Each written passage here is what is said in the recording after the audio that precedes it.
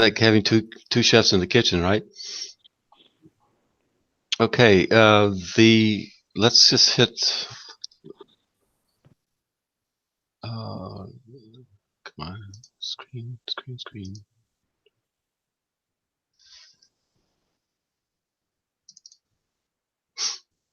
Let's test your minds this morning.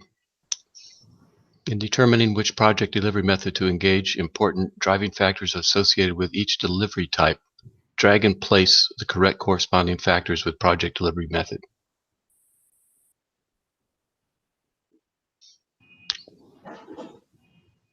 Negotiated selected team will be quality. Okay.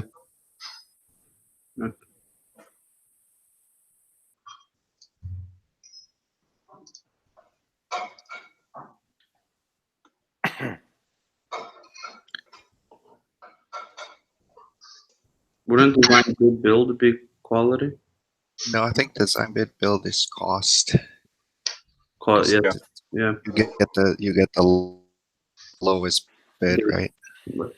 Yes, you are correct. And then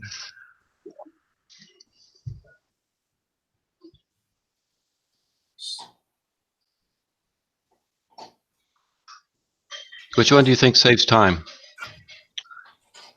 CM. CM. Instructor. I would guess CM.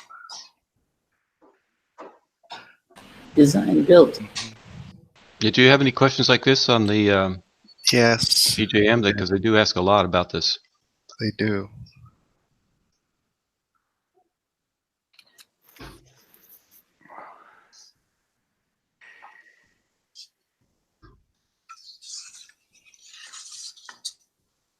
Everybody got, shall we go look at the answer?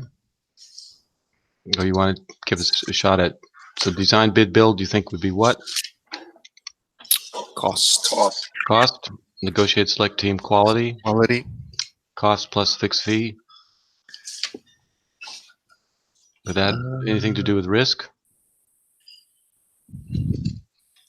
Or not? Or is that cost? Yes, I did. You say cost? Yeah, I said the cost was saving is design build. Oh, cost is not design build. You asked about cost plus fixed fee. Design build. I think it's scope, right? Because you're just paying exactly for what you have there.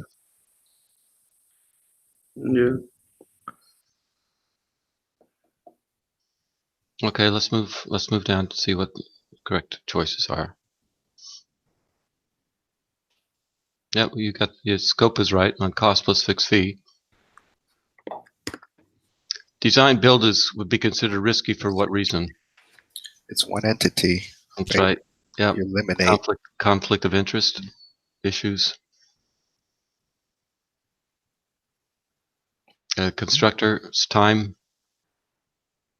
Constructor comes in early on in the process, right? Okay. In a cost plus fixed fee project delivery method, the fixed fee refers to what?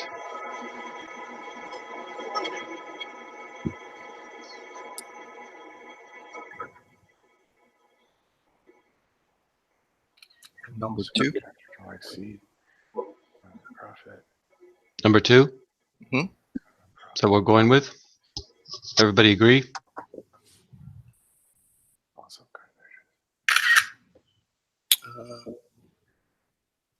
Could be 3. Some of the contract will exceed.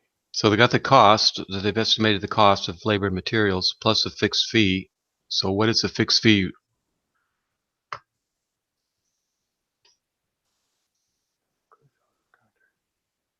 I guess it's between 2 and 3. I don't know if it includes the overhead or not.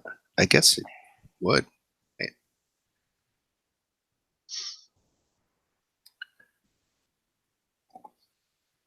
All right.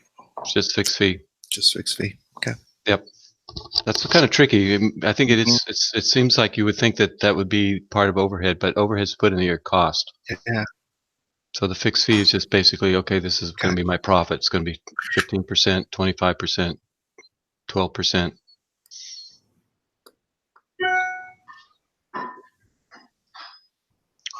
What is the correct description of a construction manager, advisor?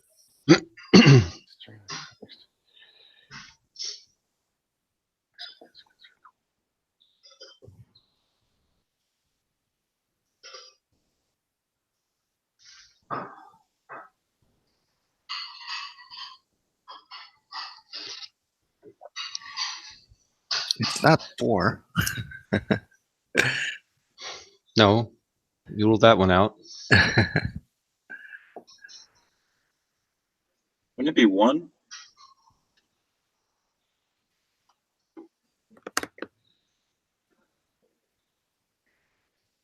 Actually, only is construction cost management consultant. Do the design. I think it's 2. I would go with 2. For some reason, I thought advisor doesn't stay on through construction. I thought that was agent. True. Yeah, there's actually 3, right? There's the construction manager, agent, Right. advisor, and constructor. That's what's in the CM.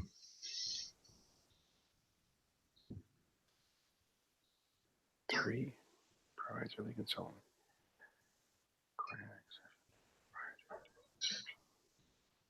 So it would be, yeah, you're right. It would be 1 if it's not staying through construction.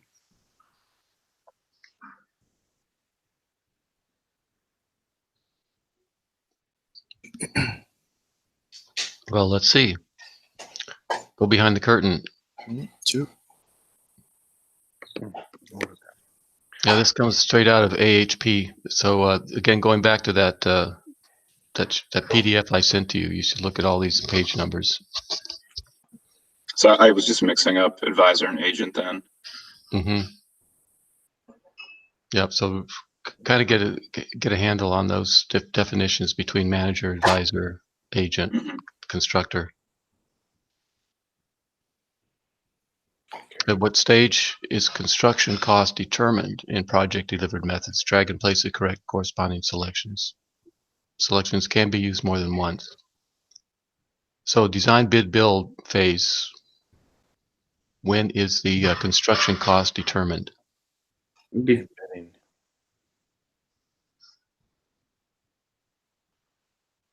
After design.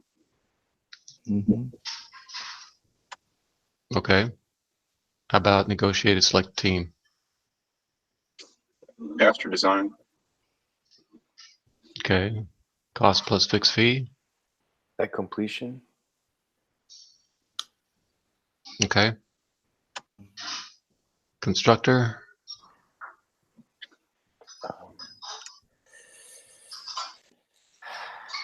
Before design. It,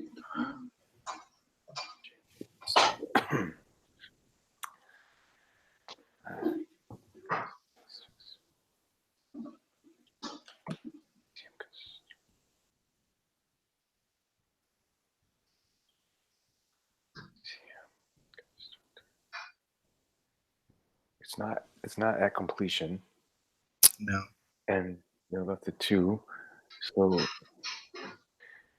I think before design. It's a good one. Okay. Design, build. It's not design, bid, build. So design, build. I think that's before design. Yeah. Design, build, bridging. That's before design, probably.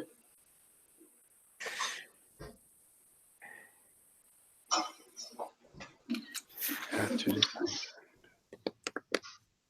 At completion. So there's only one that's before design. That's design, build. Okay.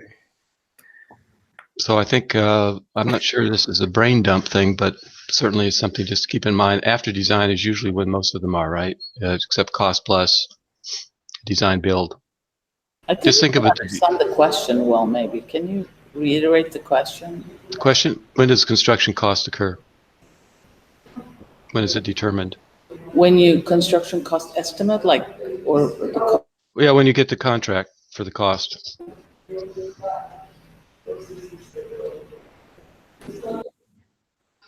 So you don't enter into a design build project. Well, you enter into. Let me rephrase that. You don't determine the cost after the design. You do it before the design. The design build. This is where it's all coming from. If you probably remember this chart. Yeah. AHPP. It's a good one. Again, that's. You're gonna send us this this document, right? So Yeah, I can send this document to you afterwards. Thanks.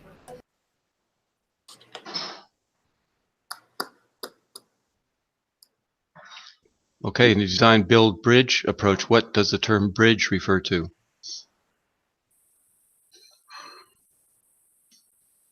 In design, build, bridge, but what is it? Bridge, the junction between design.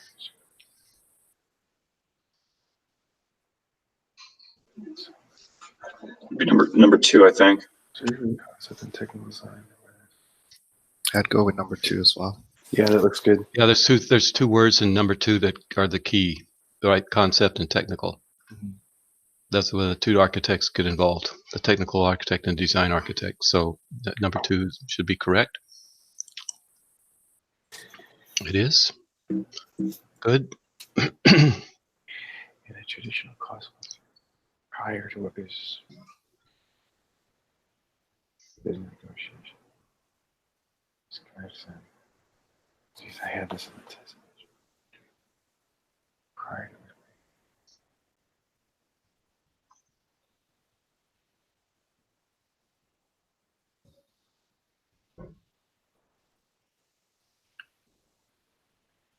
why do I struggle with this? Yeah, these are always tricky, right? It's because I think in practice sometimes you do it differently, but this is going by the AHPP. Because you want to say the first thing you would do, but it's not in this one. I think it's DD. Prior to what basics? So when would the contract? CDs? When would the general contractor establish a? I think it'll No, when be would you have the contract established? You're probably right. CDs. Prior to between- CD? Yeah.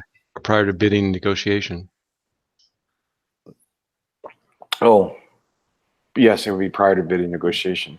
You don't want to bid on something that's incomplete. So why would you bid on something pre-CD? But it's cost plus It's DD.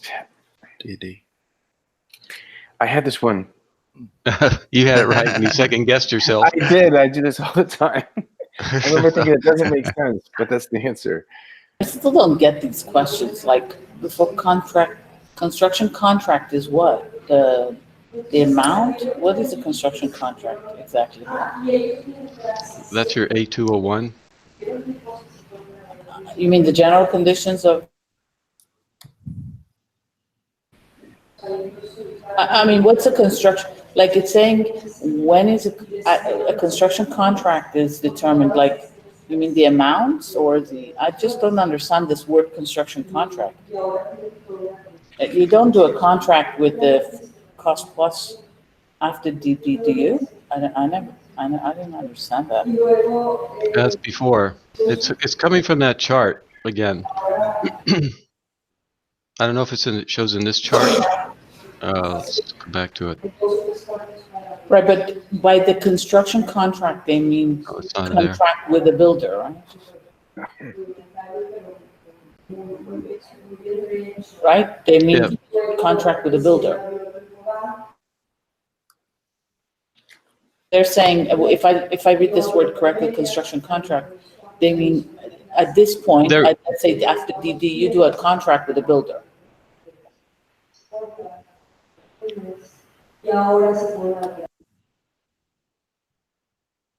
I'm trying to understand the question. No, it's definitely confusing. I can understand your consternation for that, but they're trying to figure out. I don't even mean the answer. I mean just a question. I know that if I just want you to understand, I guess, when does these different project delivery phases occur in terms of the construction contracts being determined? So a cost plus fixed fee is determined prior to the design development phase. That means, what I'm trying to understand is that what AHAP means is that before design development, you are going into contract with the builder? Or is it determined means you know what your costs are because you do a price best, you go out there and price it already? What does it mean exactly? Well, I'm gonna go see if they've got any clue in the book itself. So it's page 516.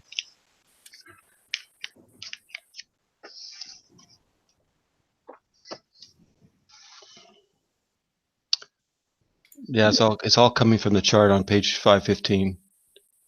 No, they don't really give a definition. For Well, the sake they of do. argument. No, they do. There's a lot of text starting on page 513 that goes all the way through that talks about each one of the project delivery methods and when things are determined. So that's probably the read through which would explain it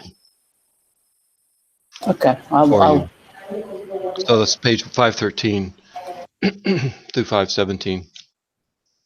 I should have gotten this one right because we just are going to begin DD on a project and we just hired a CM for a cost plus fixed fee.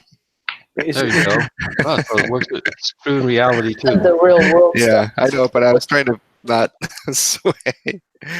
Okay, we'll see if you get this one then. Construction management constructor project deliveries prior to what basic service phase? Prior to what basic service phase is the constructor selected? You should know this one then, right? You just got a constructor. He is going to be the constructor.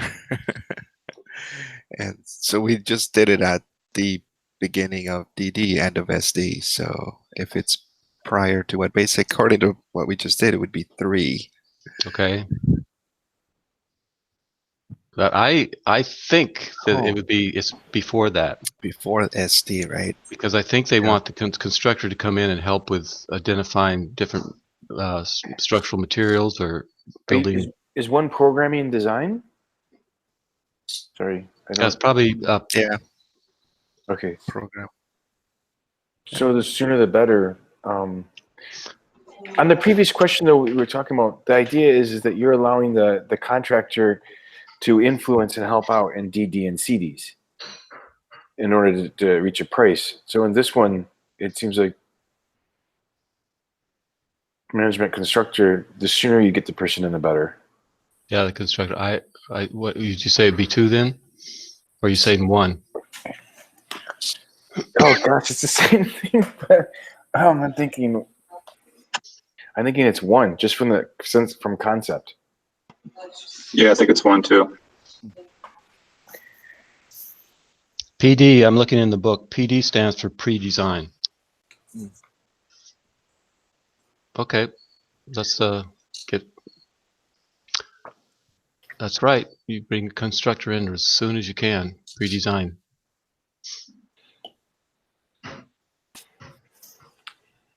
There it is right there. This is a chart that you gotta, I guess, memorize.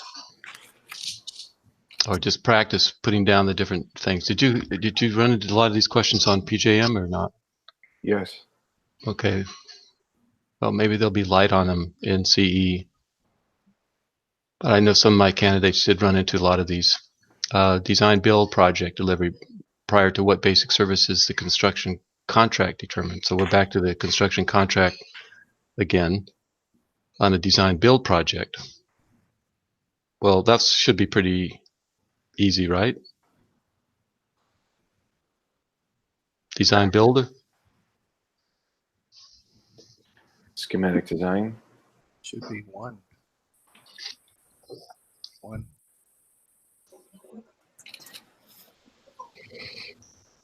In other words, you're sitting down with the owner, right? And you're going to establish a construction contract at what part of the basic service phase? Yeah, probably the beginning. I think Very Yeah, beginning. it'd be 1. Good. Okay, you're getting all these. I think you're in the groove now. There it is. Design build. How good is your memory? Capture this in your mind. Take a quick picture. Click. The next question. Design build project get a delivery. tattoo. Hmm? Can you get a tattoo of the chart? Yeah, that's right. Did they check you for your tattoos? I don't know. Or you get those glasses that you can have them Google, recorded in your the glasses Google All Glasses. right. or your watch. There's got to be a way to conquer this. Prior to what basic services phase is construction cost determine a design build? Do we just do that? Hmm. Yeah. Is that the same thing? Well, this is construct. That was construction cost. Oh, That's that's construction cost. This is construction. That was construction contract. This is construction cost. correct. Hmm. So when do you think a design builder and the owner would determine the construction cost? It should be the same though. They should be Yeah. doing that and programming at the same time. Great. Yeah. Click.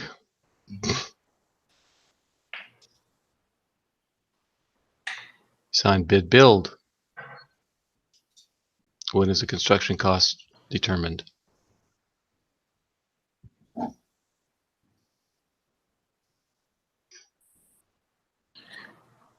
Following OCD. CDs. Yeah.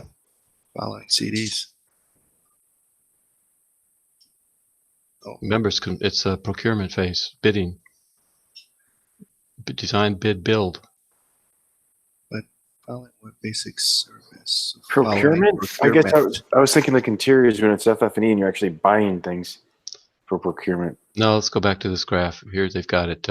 Procurement is PR. So you see PRs all over here. It's before. Mhm. Okay.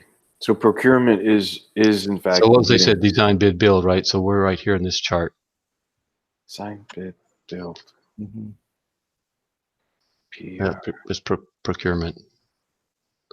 So is that essentially just the process of soliciting your bids and identifying who's gonna bid on your project? Yeah. Now the diagram is there. Should have seen that. Mhm. One more of these. Design, bid, build. You're gonna get good at this. Design, bid, build. When is the constructor contract determined, or the general contractor? Following procurement. Same thing, right? Yeah. Good.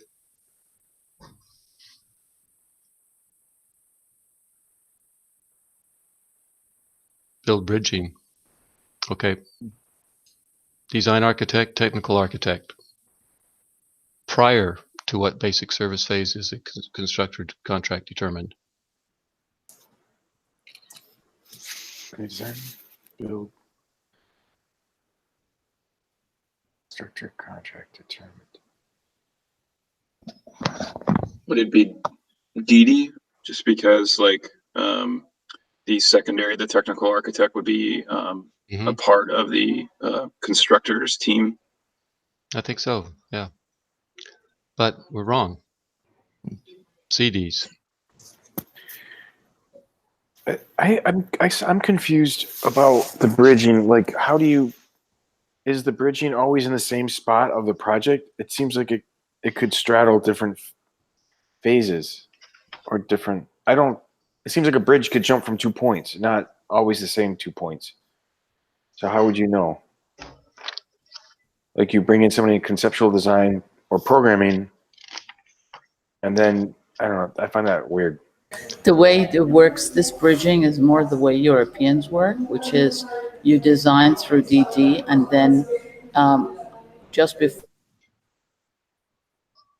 the CD is technically not done by the design architect. So there's an architect that essentially does the CD. It's a little bit like the way we have design Okay. architect and All right, that makes architect more sense. record. Yeah, it's on page 516 is the AHPP definition of that bridge and when it occurs. So you might want to read that, page 516. So architect of record, that'll be good. I'll remember that. Okay. Page 6. And it's also, but the complexity is that there, also that architect might even be the builder. So that's where it gets confusing. But I don't think they confuse it in AHPP. I think it is, keep it as that. We're actually doing a project like that now because we're in Connecticut and we're doing a project down in West Palm Beach, Florida. And we're doing the schematic design and the design development because we want to make sure our design works before they come in and do their construction documents, because you don't want to pass it to them before you finish design development and they figure out something doesn't work and then they start redesigning it. So as a way of controlling design, we do the schematic and the design development. So we know it all works when they get to CDs, if that helps.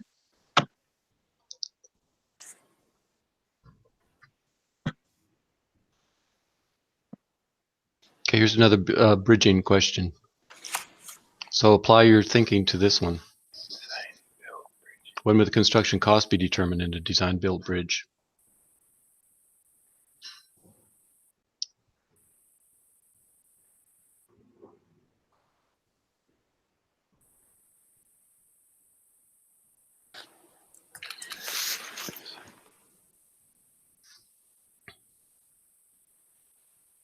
Same before CD.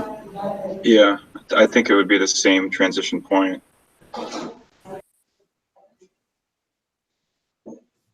Correct.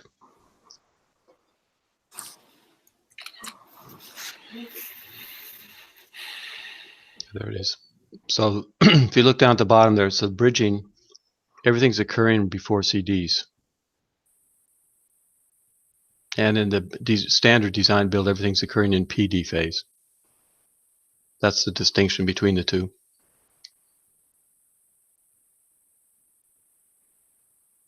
And if you look up here on the construction management, you see all the CMs are picked at pre-design.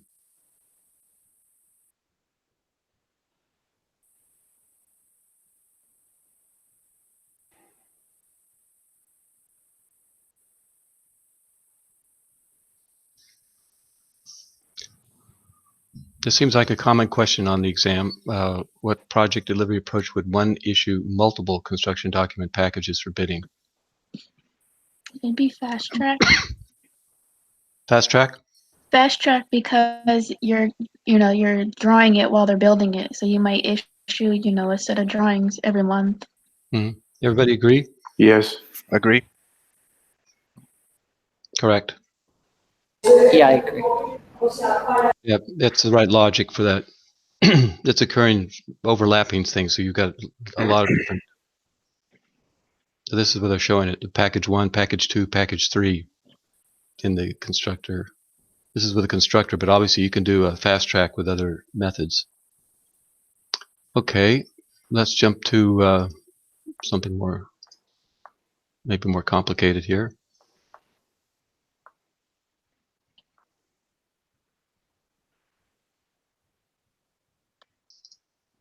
Case study.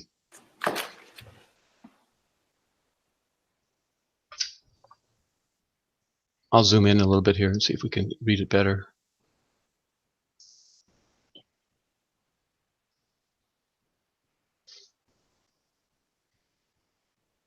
Did we do this one before? Have you seen this one before? No. I saw it on my practice exam yesterday. Oh, okay. So you should do really well on this. No pressure.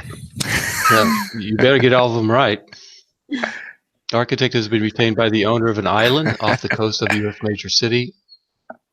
I don't need to read it out loud, right? You guys can read it? Yeah, we can read. You can read? Good. I'll just jump down to the next paragraph when you tell me you're ready.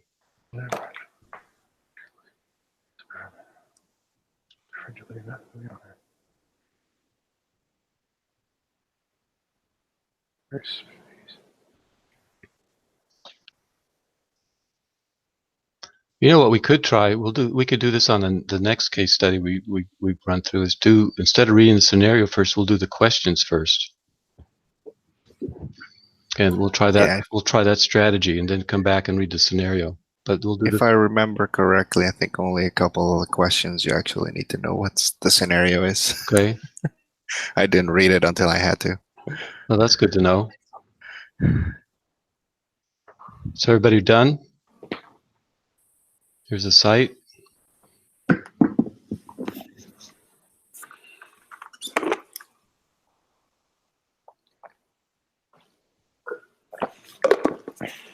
You know where the city is?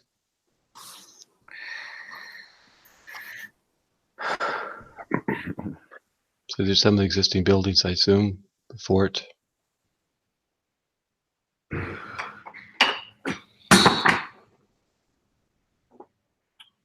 Nice. Okay. Which of the following are information or services required by the owner? So here you need to read it, right? Choose 4. I seen something about leads in one of the paragraphs, so probably 3. I'm sorry, what was the question?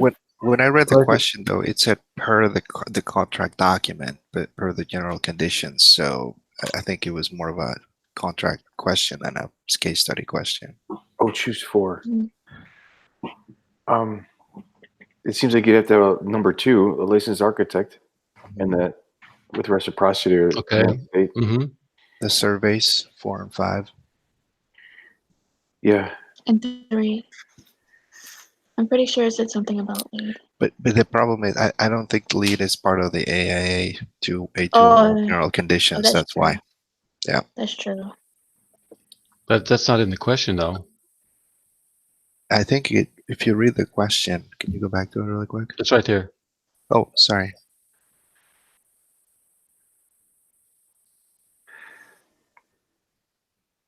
Is it the responsibility of the owner to retain the lead?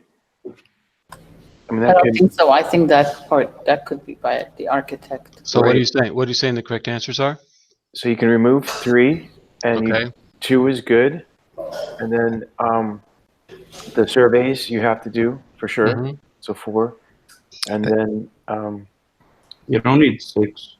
You don't One. need. Why not 1? you can I include think 1. you need 1. I think Yeah. it's 1, 2, 4, and 5. Yeah, exactly. It's up to however many the contractor needs for number 6. Yeah. 1, 2, 4, and 5 are correct. Yeah, you're right. Item 3 is not listed as a required service by the owner. 6 is incorrect.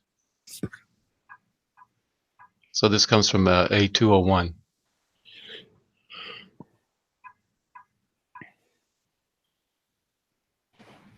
What's this?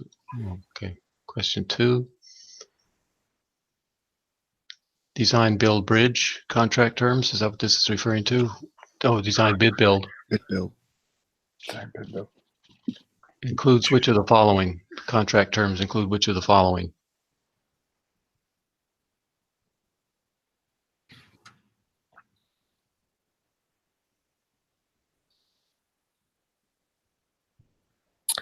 I know the answer because I got this one wrong, and then I checked. Okay, let's see And what other I'm people curious to get. see what people say. Isn't a 201 just a general umbrella document that for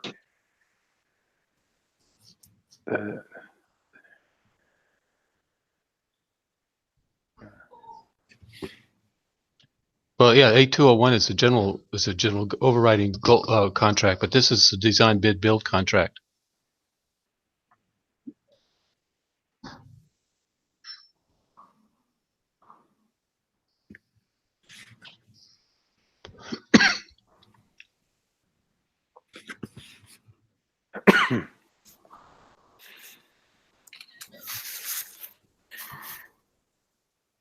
design bid bill? Was this a public project or something? No, it doesn't say that. Well, So number 2 can't be correct because owner can do whatever he wants. yeah, exactly. Correct. Number 3 is sticking out. Yeah, it seems like that I should think be it's 3. the obvious one, right? Yeah, Because A201 is going to go with any contract. Mhm. Is that what you Yeah. guessed? Were we right or wrong? That's what I guessed, and I got it wrong. So should we pick another answer? Yep, there you go. Spear and gap. Yeah. The owner carries all the spear and gap. What is sparing gap again? I don't know. I don't know either. It's on page 702. Sounds like something from Roman times. I remember. I mean, it's something I've forgotten already. The Spear and Doctrine. It's on page 702. There's a tab. It comes from a 1918 U.S. Supreme Court case called United States versus Spearin.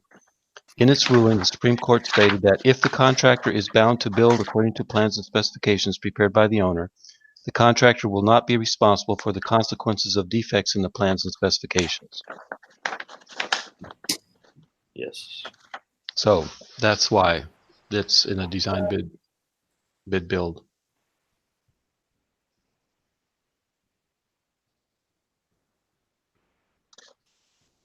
I see what they're saying. So they're saying that the standard form of agreement most often used with DBB is the A101. Oh, That's what they're saying. The standard form. What that's tricky is because the general agreement, right? What's the terms? It's the A201. because it mentions contractor. So so you guys will now remember the spear and gap. The owner carries the spear and gap risk. The contractor is not responsible for the consequences of defects in the plans or specs. Wow. Okay.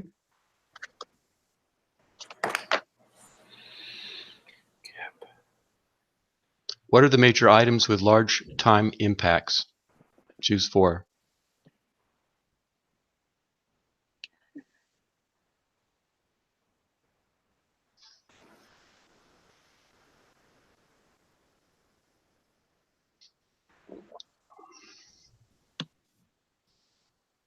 What are the major?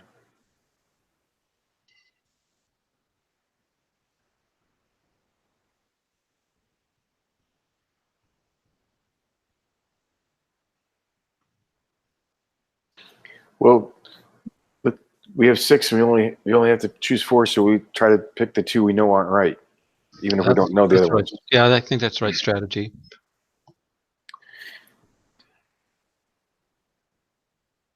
Extend.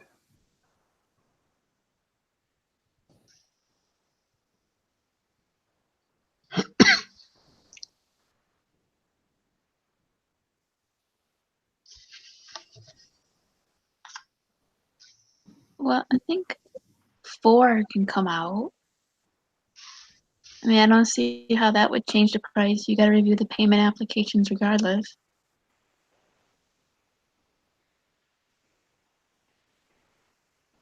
I think they should stay in maybe if you're doing like fast track and you have multiple packages happening at the same time from like you don't have just one GC, you have multiple, so you're going to get multiple apps for pay a month or per pay period.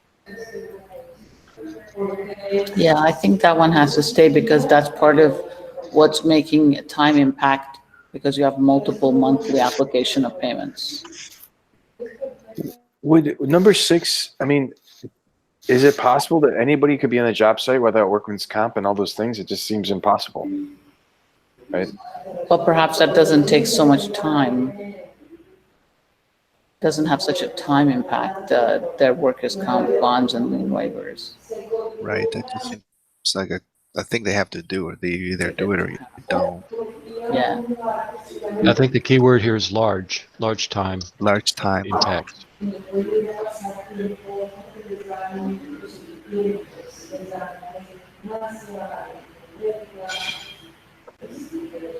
So I guess the question is 5 because 5, I'm not sure how difficult it is to do extensive preparation coordination time for development of contracts, given that the contracts are going to be all the same on some level, but it could be I mean, I feel like that might not have time impact in the project.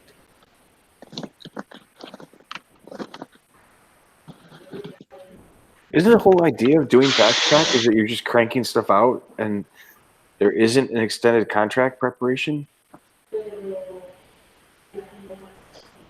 No, but you have multiple contracts. It's fast track because you can set off, let's say, the foundation before you have your millwork, but it's not, but it's still, you have to produce all that work and you still have to bid and price and contract it. But we have to remove the two. All we have to do is remove the two that don't apply. Sure, yeah. And the rest are then are valid. So the question is, besides 6, which other one isn't good? And I Well, this- think either 5 or 1 are repeat of some Well, it sort. says fast track, so nothing should be taking long. So that word extensive preparation, that sounds a little bit contradicting to fast track. Right. I think Well, so. if you want to spend 1 minute on this question, which ones did you pick? I picked 2 and 6 to eliminate. Despite the bullet, 2 and 6? I've done fast track projects and I can't pick it. Extended contract. 2 and 6 are wrong. Right. Well, he knew the answer. I did get this one right. You eliminated 2 and 6 is right, right? Yeah. That's right. Yep. These are the correct answers. So you got this one right? So Right. these are the correct. So could you mind going back just to 2 and 6? Well, they're back here. They're down here incorrect. Oh, sorry. This is wrong. Okay.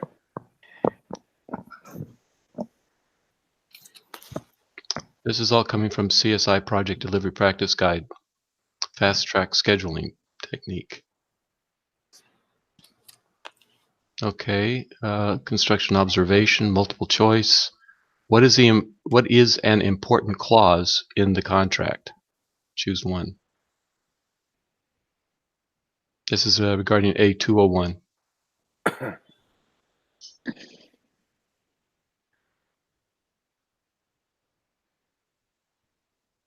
You know, 2 is not allowed. Mm-hmm. I think it's 3. Yep. Yeah, I think so too. Because you Yeah, don't that's good job. specifically address how often you don't say you're visiting every week or every day. Correct. It's inappropriate, so you could kill off 1 too. Yeah, one as should well. you should take off right away because that's just we would never do that. Yeah, I got this one wrong when I first took it. The architect cannot reject work that does not conform to contract documents without owner's approval. Architect could reject the work. Well, let's go see what the answer says. But I think it's correct answer is 3. Yeah, is copyright information. That's definitely in contract A201. Architect has authority to reject work that does not conform to the contract documents.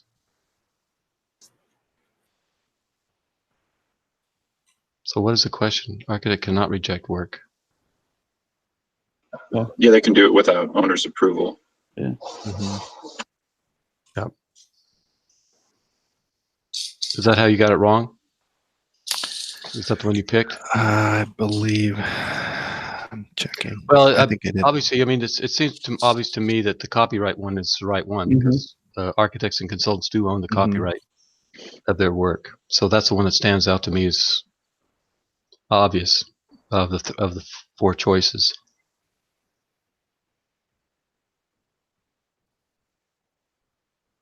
Final payment often requires the processing of a final change order. What are some of the final change order items? Choose 4. So you want to eliminate 2? Yeah.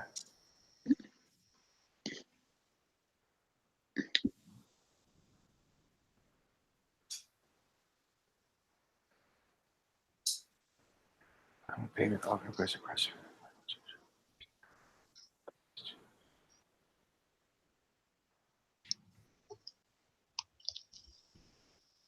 Would you get rid of 2?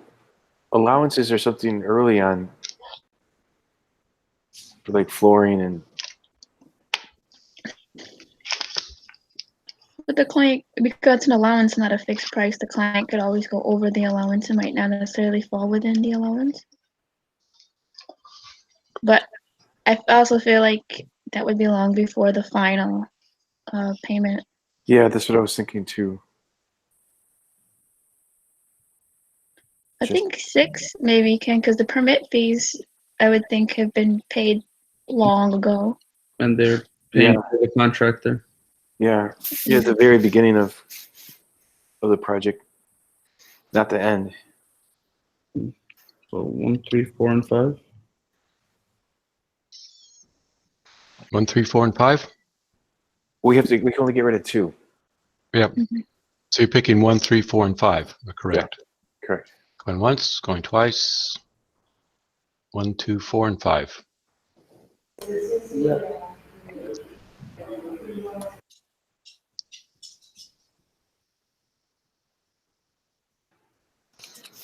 Adjustment for unit price, adjustment to the allowances.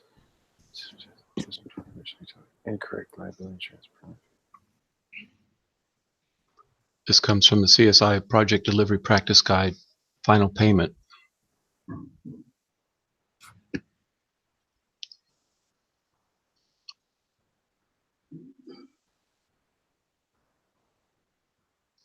Does it make sense when you look at the incorrect answer? Yeah. Did we get the CSI one in PDF form or? I don't. That's. Did you get it? What do you mean? Do we have that book in PDF by any chance? That project delivery manual or The something? CSI, yeah. I was gonna get one later today. I was looking online and I seen like you can get like an ebook for like $12. Okay, so it exists as an ebook because I have a hard copy. Yeah. I can't carry it around with me. Yeah, the hard copy I was looking at, but it was a very expensive. But the ebooks would look like they're rather cheap if you find them for like $12 or so. Okay, I'm gonna try and do that today. Yeah, it's a good book for this exam. I'm sorry, which one? CSI Practice Guide. Okay, CSI. The CSI Practice project Delivery. resource I'm sorry, manual. Project Delivery Practice Guide. Project delivery.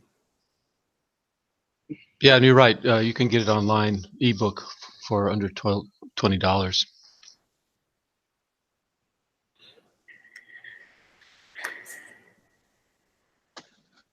Substitution should be avoided, but several legitimate scenarios may occur when substitutions may be required. Choose 4.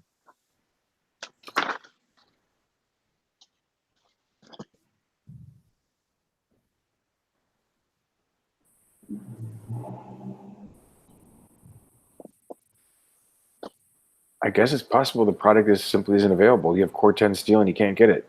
Mm-hmm. Yeah. And it's a good one. So you can eliminate 2, or you gonna pick the Pick right it. ones? Yeah. I would say I would pick 2, not eliminate 2. Right.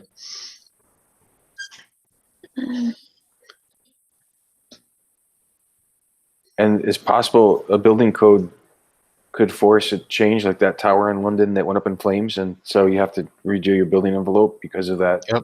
Mm-hmm. I don't think you should take a manufacturer's recommendation for a higher quality selection. That would mean higher price, right? It could be owner initiated. The owner just wants something that's different. They just want something Yep. different. Mm-hmm. That should be one of them selected. So now we're down to getting one more, or eliminated. So 2, 5, and 6. So one more. 2, 5, and 6. So it's between 1 and 4. I'm gonna say maybe 4.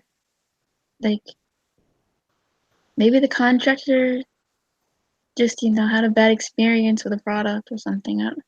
I don't know how the project delivery method would Well, in your require a bidding, substitution. yeah, in your bidding documents, your contractor can initiate the substitution. Mhm.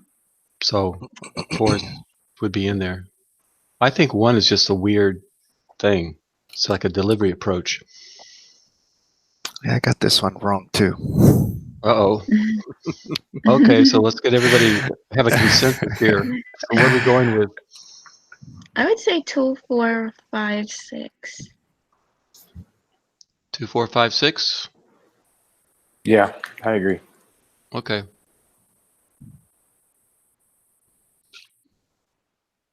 Owner initiated is correct. Contractor initiated select. Oh, Oh. IPD. Wow. Yeah, What? that's what I said. What? I thought that was just in there to throw you, and it's not. It's actually in there. These modifications occur during design Seems so process. random. Higher quality products may impact project cost. Manufacturer incentive is to sell the product. The building code amendment does not specify or dictate substitutions. Aha. Specific product. Yep. Yeah. Right. So that's That the makes logic sense. behind that. A building code can't tell you that you've got to substitute something. All right. Yeah. Wow, that threw me because you kind of convinced me from that tower that had It's 'cause my you brain had me goes you had me back. convinced. But it makes sense. They're not going to tell you what to specify. Exactly. Yeah. Wow. Okay, as outlined in sections 3.12 and sections 3.12, what this is in contract A201. What does the contractor represent to the owner and architect? Choose 3. What does the contractor represent to the owner and architect? Okay.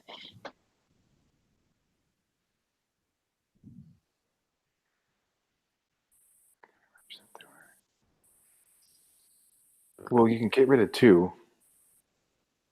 Right? That sounds right.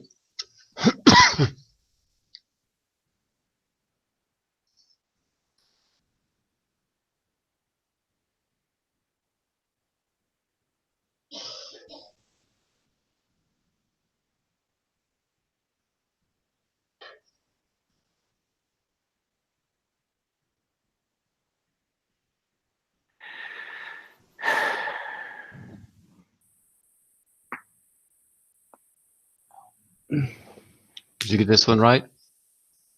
This question actually wasn't on. Oh, okay. I didn't get this one. Well, I don't know. The answer seemed obvious to me, but I'm not going to. I don't think 3. I don't think he has anything to do with copyright I agree. defense. But That's not his. But it seems like 4 would be important. 4 looks important. Like it's in, I'd say 4, 5, and 6, because that's all like his work. Like the work, like coordinating the work Yeah. in the contract documents and Agree. submitting stuff to for review and approval. That seems like the contractor's job. Yeah. I'd say 4, 5, and 6. Yeah, 4, 5, and 6. I agree. It's just a weird question to begin with. No, 1, 4, 5. 1, 4, and 5. Ugh. Let's go back to one is What by was submitting 6? shop drawings, the contractor represents to the owner and contractor. The contractor has reviewed and approved them. Wow. Okay. I was going to say that was. It said nothing about shop drawings, though, did it? I didn't see. Well, it's in 3.112, which is what was in the question. So you got to So you know had it's in another 3. contract. Do they provide the contract in this problem? I don't remember I if believe it's. they did on the case study. Yes. Yeah, it's probably got A201 is in your sheets. So you would have to go to that and check that out. That's exactly what you should do, right? Is go to the resource and go to section 3.12. Word search. On that last exam, it really saved me because they gave me the B201 and I had probably 4 questions on the main exam specifically out of B201. So I just looked them up Oh, that's good. Yeah, Yeah. well, that's what they're there for. Because you're not going to remember all this. Right. Mhm. Yeah, so that's a trick on this question. Just go to the resource and look and see if what's got you wrong here. So there's, yeah, well, you knew that was the patents and copyrights. You got that one right.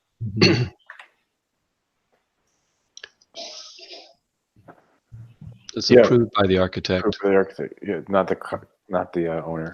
Yeah, this is said approved by the owner. Ah, yep. Okay. I saw that. I didn't say anything.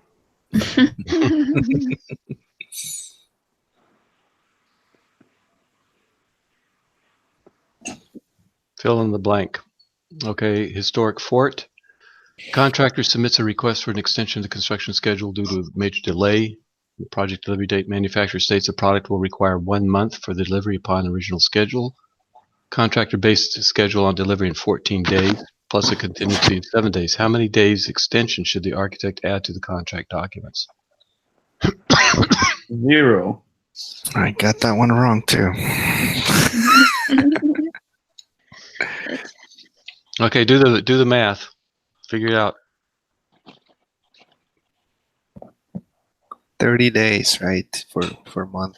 1 So month. we added 30 days to what was there. Well, it says the contractor assumed 2 weeks delivery when it's actually 1 month. So it kind of sounds like it's Okay, but 2 weeks behind schedule. how does this? Why would this impact the contract documents? Well, because it's going to change this. It's going to change the schedule. But shouldn't you be responsible for all deliveries and that they come in a timely manner? Well, the contractor is probably asking for an extension. Mhm. So the architect Yes. can reject it, or the architect can add it. Mhm.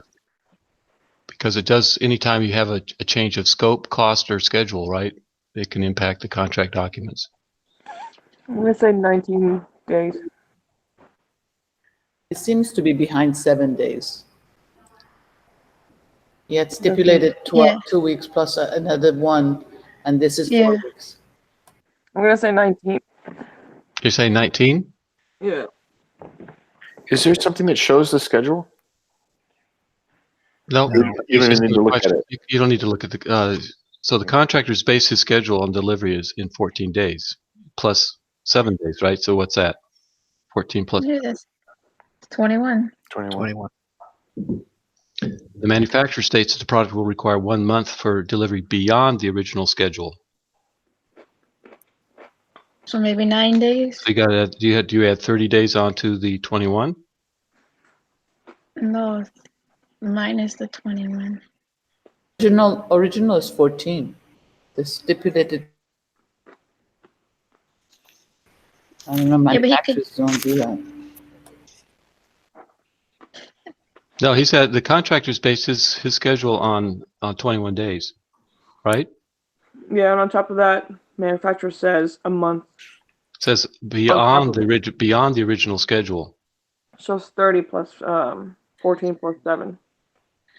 30 plus 21 would be Oh, so 51? 51 is the right answer. That's the total. Oh, 30 days. What? I don't understand. Well, That's what I said. I guess if you think about it, now that they say it, it says 30 days beyond the original schedule. Or Mhm. 1 month, I mean. So, I mean, we overthink. You overthought it. So it's just, that was a tricky word in there. It's beyond the original schedule. So the original schedule is unaffected. It's just 30 Well, days. you were in right. addition. It's 14 plus 30. The 7 contingency is not counted in usually. That's what I had assumed. My answer was 23 because I figure, okay, 7-day contingency, then you use that contingency for this delay. You don't carry the contingency anymore. Yeah, that's what it's there for. Right, exactly. And that's what was my logic. That's why I had 23, not 30. Yeah. That sounds like a better answer because he had 7 days in there for this kind of so situation. it'd be 23. Right. Okay, I'll make a note to send that to Black Spectacles. Can you send it to NCARB? NCARB? I don't have any control over NCARB. Architect must review and approve the contractor's request for payment. What is the total current payment due?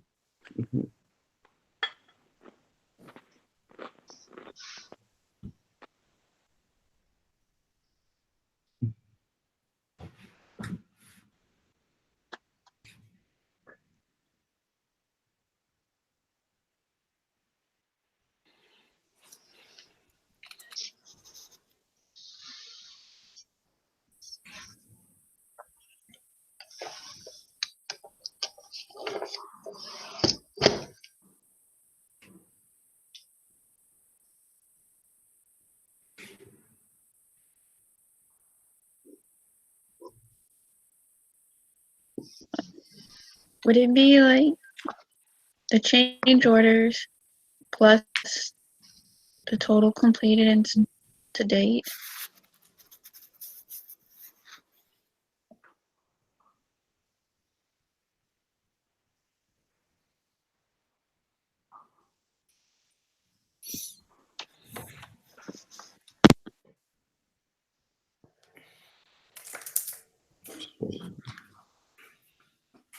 So what are you adding together? The original contract sum, the net change, and then the total completed and stored to date minus the sum of the retainage, which is 20,000. So that should be 555. But I don't think you'd pay the original contract sum because you don't pay it No. in full. You pay it in Oh, increments. Right. Yeah. Exactly. That's just there You're to right. tell you. That's I'm just there to tell you what the contract is. Okay. I think you're right, like that you'd have like your change orders and your total completed date, but then subtract the retainage. Yeah, it's 55,000.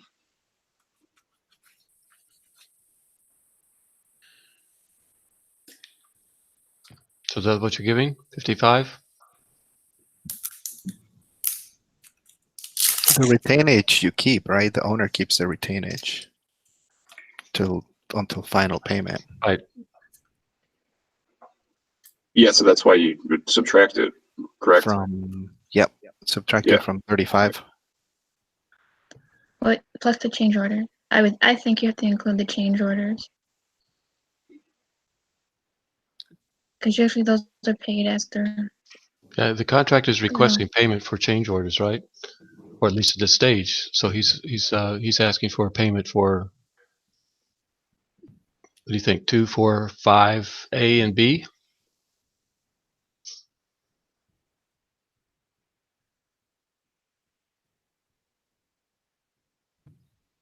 I'm not following this one.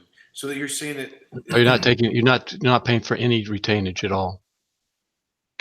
Right, the retainage the owner keeps. You're not going to pay That's that right. out at all. Exactly right.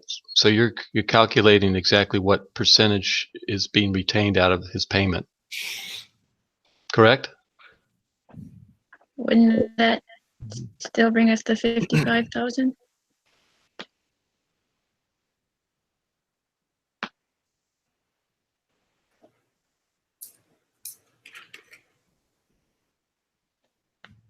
$15.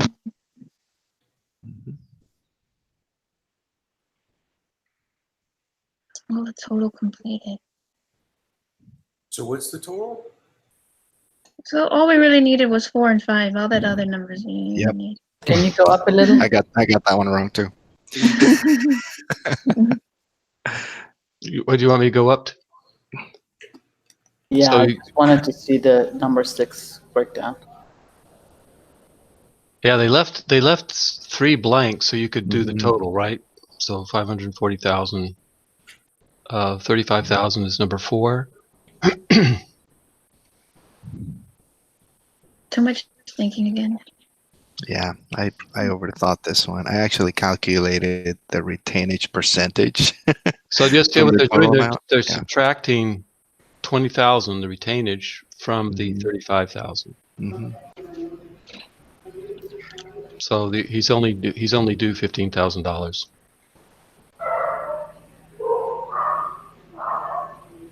Does that make sense to everybody? Yeah, Okay. No, but yeah. Yes? No? Quite iffy. That's okay. It makes No, sense. clear it I up was for you.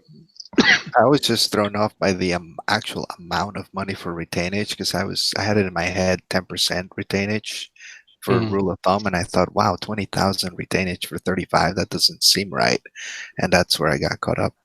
I see. Yeah. Well, you don't have to But question the numbers that they got right, listed here, right? but this retainage is for the $500,000, right? It's not That's just correct. it's 35. no, Yeah. yeah.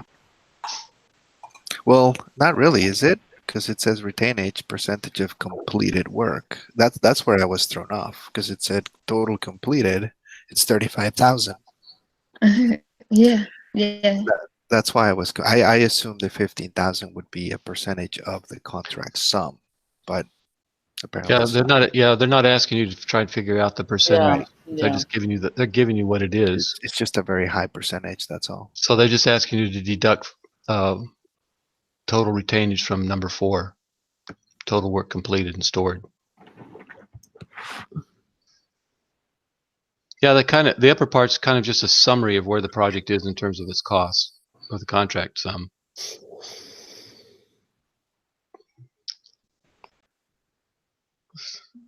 What are the general conditions for dealing with non-conforming work performed on the project? Choose one.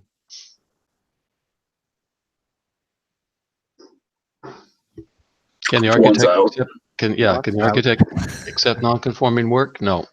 No.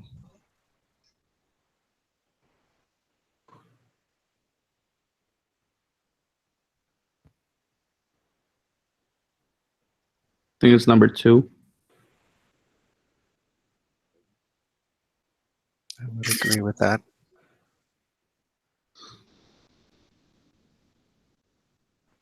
I'd say 3. Yeah, not required to notify the owner. I think the owner should know You should about always be in the loop. non-conforming. It's not required. I mean, you would tell him, but it's not a. It's between you and the GC. But if it's non-conforming though, If You it's not conforming, it's basically they're not following the CDs. I don't know if it's anything is They between don't. you and the GC. This is a contract between owner and GC. Well, the owner needs to be only notified if the contractor doesn't want to change it, like Yeah, fix it. because the contract is not between them, but If the contractor is going to fix it, you don't need to notify the owner. He'll just fix it. And can the contractor can he correct work before substantial completion or before final completion? before final. Yeah, because the client could move in the substantial Yeah. completion with defects, right? Yeah, and Mhm. he'll be working on stuff. Exactly. So 2 is out. I think that your logic about 3 is getting to be correct. So if you go onto the job site, you see something the contractor's it's non-conforming, you can notify the contractor to fix that, but you're not required to notify the owner. Shall we see? Yeah. Obviously 4 is out, right? Yeah.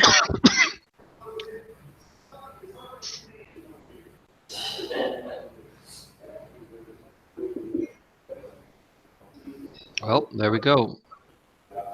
8201. Oh, come on.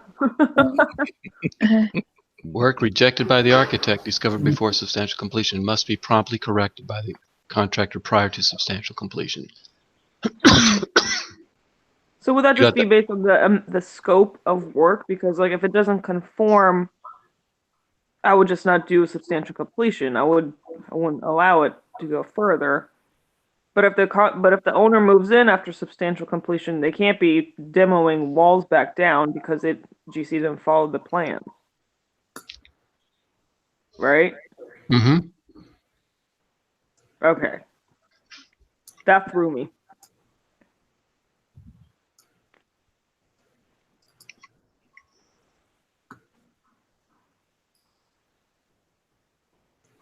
Yeah, that's a tough one because the substantial completion defect in substantial completion. I'm overthinking this, so maybe I should stop.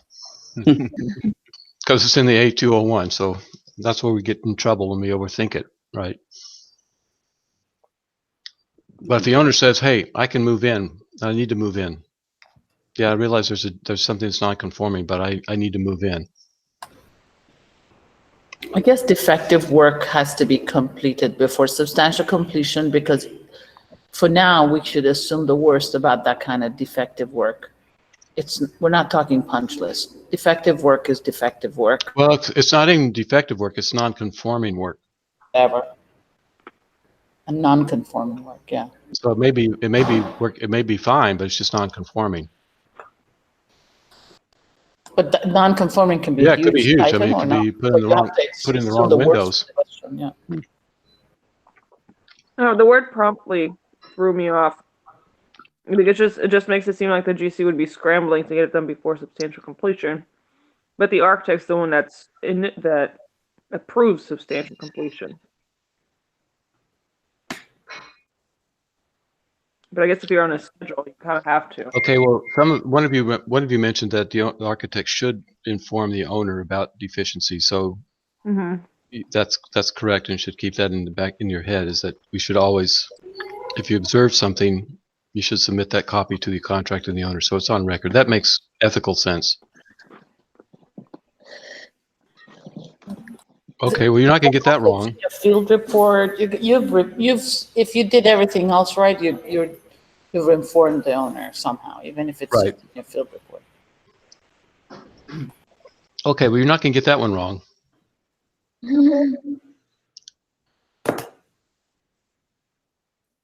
Fill in the blank. Well, you can read it. It's a long one.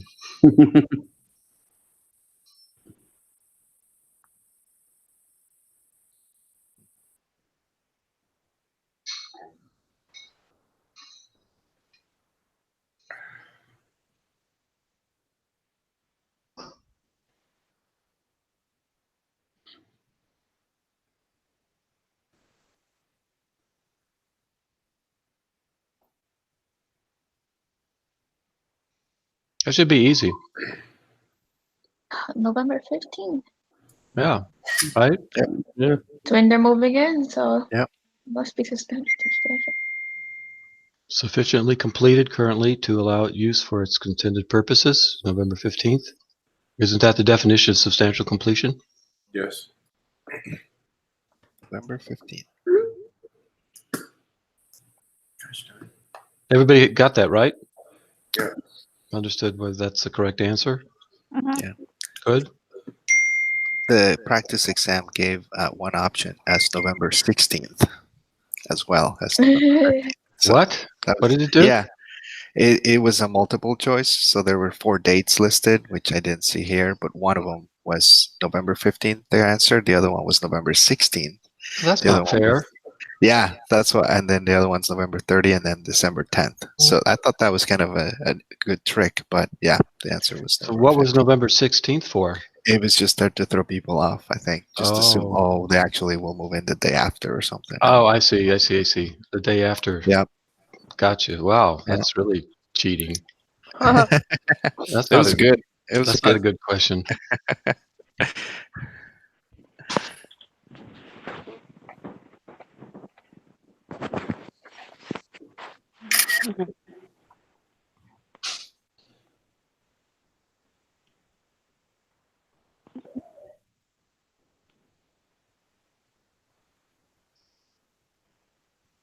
This is all about quality management.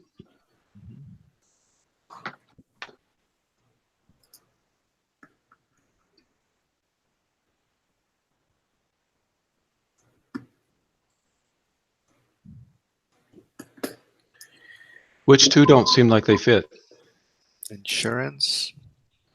5 and 6.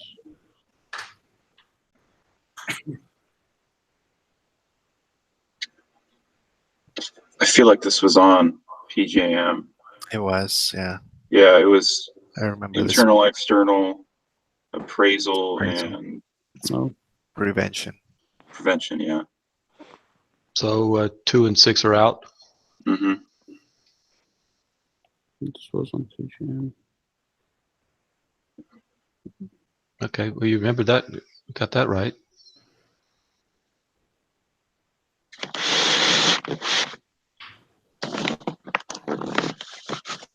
Yeah, I would recommend you reading this AHPP section on part 3, project delivery, quality management sections, because there'll be questions on that. That's where they get most of them, I think, is AHPP. Okay, here's, looks like a hotspot question.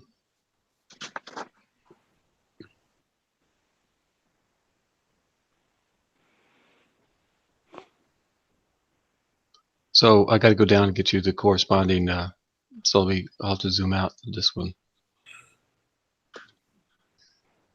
So you got to move these different players, right? These team members into the red circles. Not all participants may be appropriate, or they may be used more than once. So the idea is transportation consultants for the ferry, that kind of thing, Mm-hmm. and historic preservations for the fort. Right. I don't know if you got to go back and look at the Is there a hotel? scenario. Yeah, there's a hotel. Well, you need the historic preservation for the fort and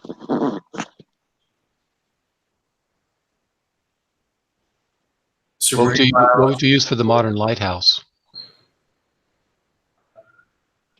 traffic engineers. yeah, that makes sense. And marine biologist is the bay, the water part. Mm-hmm. Which circle is the hotel? I can't remember. Is it the one right of the house? Well, we could go back and look at the scenario. It would make sense to be closer to the ferry because you don't want to. That's what I remember though. Yeah, there are two circles. I can't tell. Let me just hold tight here, and I'll go back up. This is page 27. There's hotel and restaurant, Okay. caretaker's home. There's a nature preserve. Does that help? The nature preserve, yeah.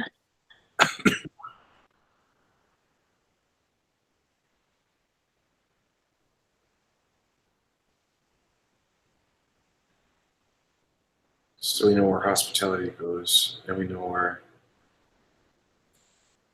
terrestrial wildlife would go. What would go with the fuel storage? Safety, hazardous materials, right? Yeah, that'd be hazardous, I would think, right? Yeah.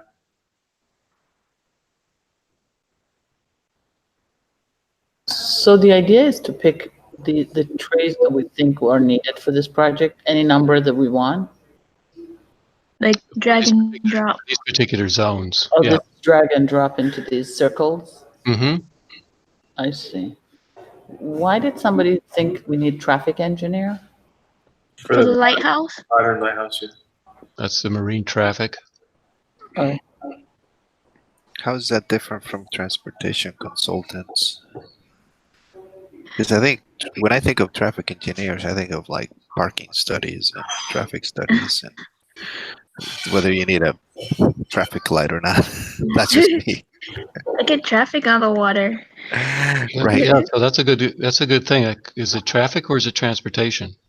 Well, I think the ferry would need transportation consultants. It's like that would seem more like Yeah, for 'cause the them versus lighthouse. I'm not traffic. sure the lighthouse refers to transportation, but maybe. I mean, it's transport.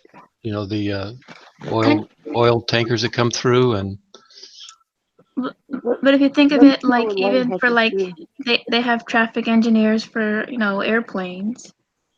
It's the same mm-hmm, thing, just on mm-hmm, the water. that's right. But lighthouses is just light to tell sailors that there's land. They give off signals. Well, would that be safety then? That's what I'm thinking. It's just it's like making sure you don't run into the damn land. Yeah.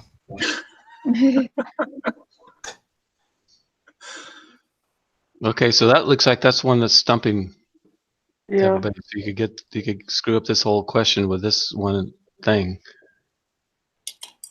Oh yeah, because if we get one wrong, we get everything wrong. Of course. That's right. Yep. Lucky us. So what did you pick for this circle in here? Right here next to the right of the owner's Caretakers. home. That's the caretaker's house. Yeah, so what is that?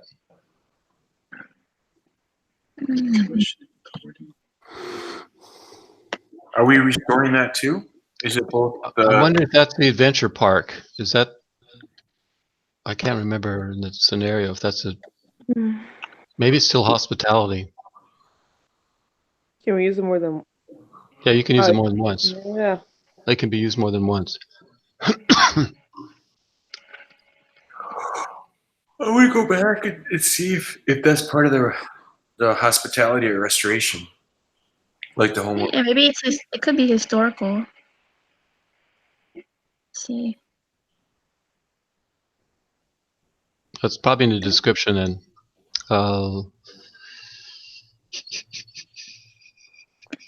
Owner's home. Fuel storage.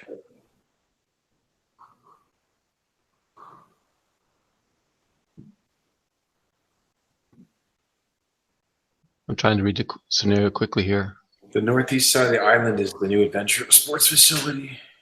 Okay. Yeah. But it's all existing too. Yeah, the first So phase it might consists of be- 3 existing buildings and construction of a new adventure sports facility located on the northeast side Yeah. of the island near the existing hotel. So that's probably hospitality then. It also says here for the lighthouse, they'll have major shipping packages daily Mm-hmm. Mm-hmm. with Oh, that's the traffic. house. That sounds like traffic. Mm-hmm.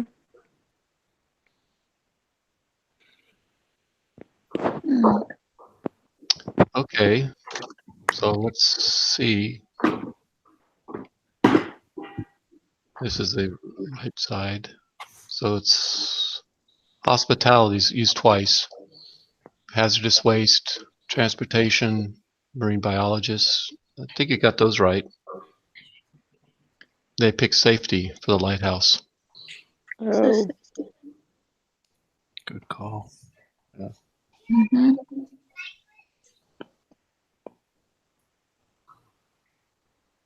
Yeah, I guess traffic would be like an airport's. It's moving, right? A train station is traffic. Oh, I don't know. Is the train station traffic? Yes. Yeah. It is. Tracks. Yeah. The tracks, when they switch lanes. I've been on a train before where we had to stop because we were told it was traffic. It's because they share the tracks. Okay. Mhm. So a lighthouse being just a permanent structure is with a light is safety. I guess is the way you'd have to. Yeah, If it's not anything, I like would a, have put the traffic on the dock because there is such thing as water traffic. But Okay. Well, that was weird. a weird one. Okay, here we go. I'll zoom in. Mm.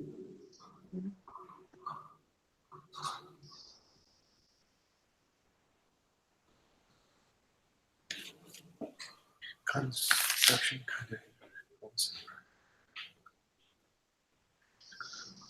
Yeah, I think something like this will be on the exam. I would think you're going to run into questions where you're trying to figure out who's doing what.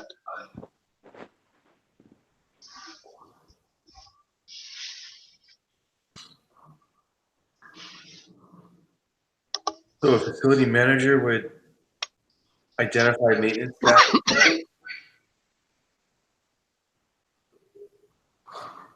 and the contractor would do final cleaning, perform final cleaning.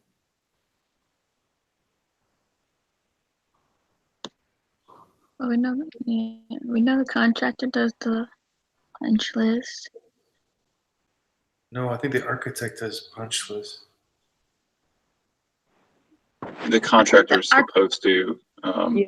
make the Let's punch list. Compile. Yeah, I think compile the it. contractor compiles it when the architect reviews it. Yeah, the contractor, I believe, is responsible for creating the punch list. Mhm. Right. The architect walks it. Right. And we just had a question, so we know the architect that decides when there's substantial completion, right? Wasn't that in the other question? Mhm.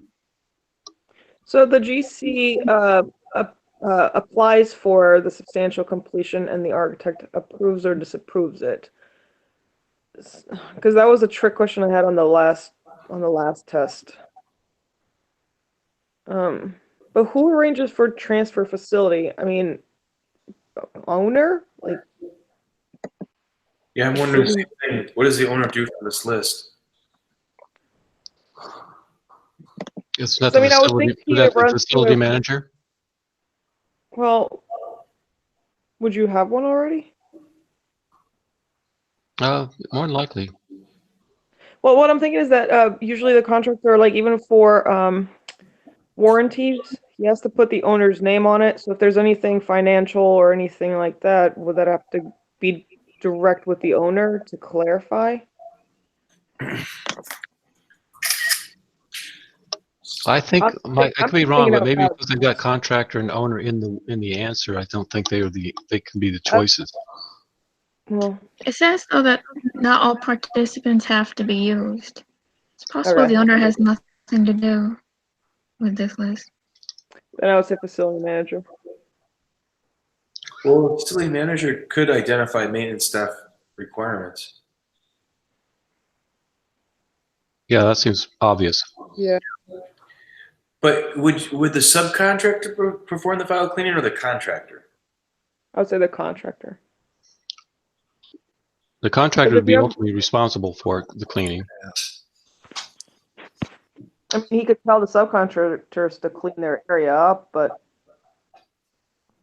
How about Well- this evidence of certification submittals to GBCI? Sustainability consultant. Yep. wait, what was that? Maybe that's the Sustainability. owner. Hmm? Remind me again what's GBCI? The Green Building Council. Oh, yeah, that's right. Green Building Certification Institute. There you go. Wouldn't that be the architect? Or It's not part of sustainability basic consultant? services. It's So I think they're sustainability looking for you to know that would be a sustainability issue. Yeah, it's a sustainability consultant. Yeah. Okay. Supplementary punch list is a weird one. As in, like, the GC does the punch list and then the supplementary is done by what, the architect or? What's supplementary punch list? That's what I'm saying. What is supplementary? There's a punch list and that was all I knew. That's what I heard. Yeah, I think when we look in the book, you'll see that the contractor is responsible for creating the punch list. Yeah.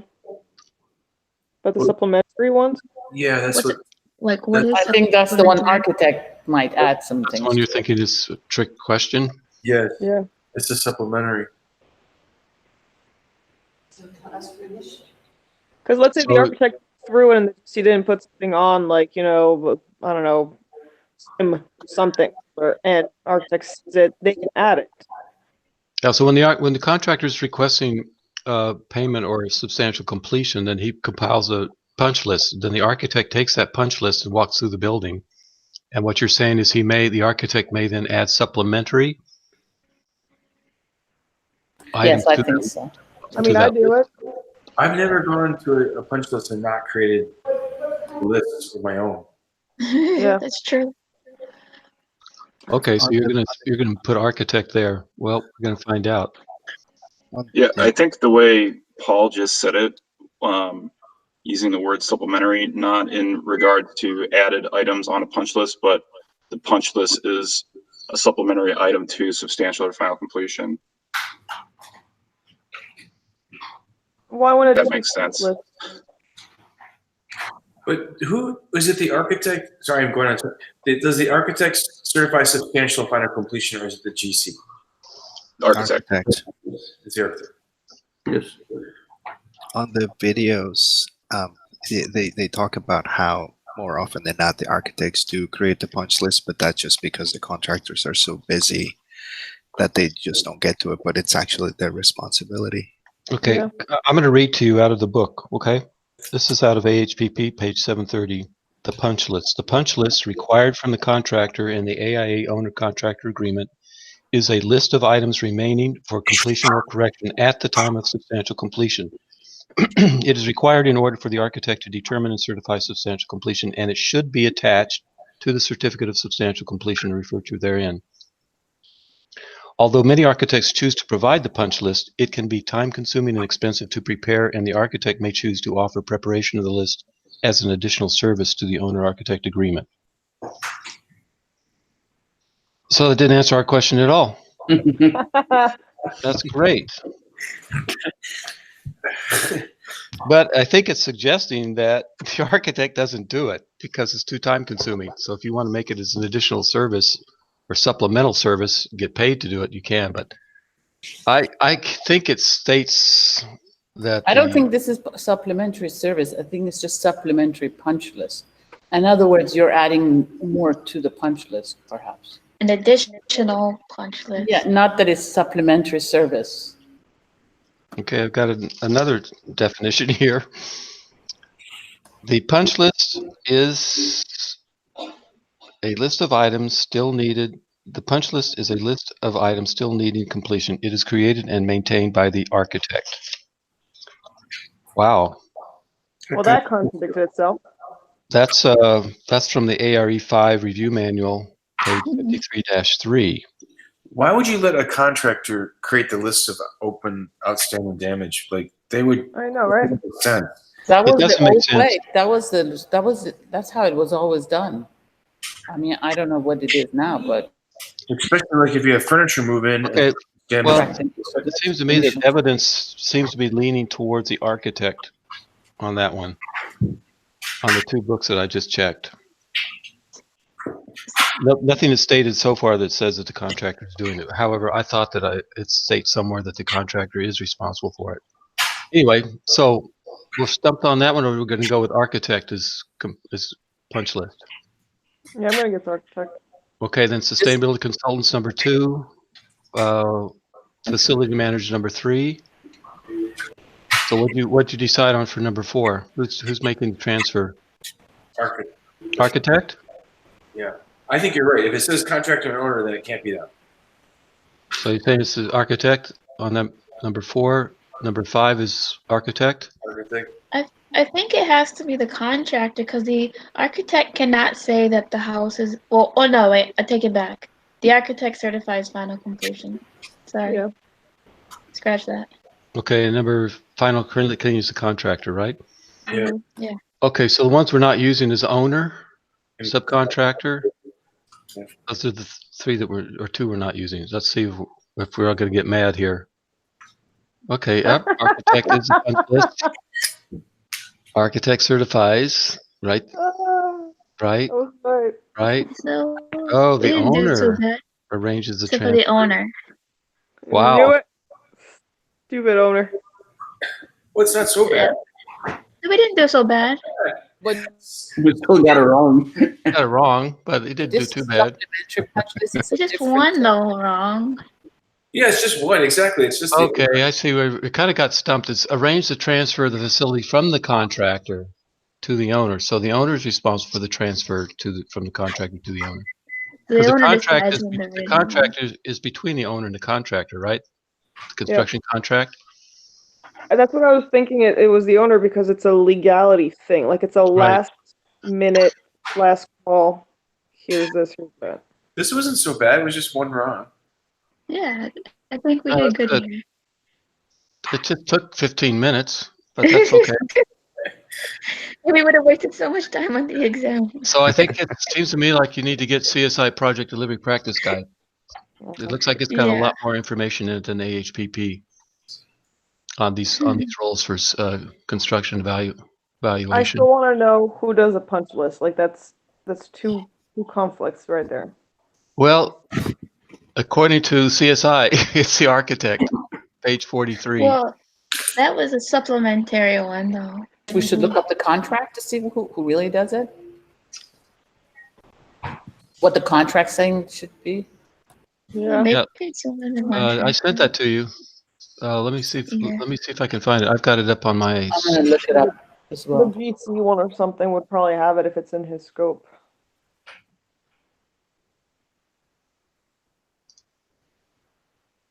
I think we need to resolve that for sure. Yeah, I'm looking for it right now.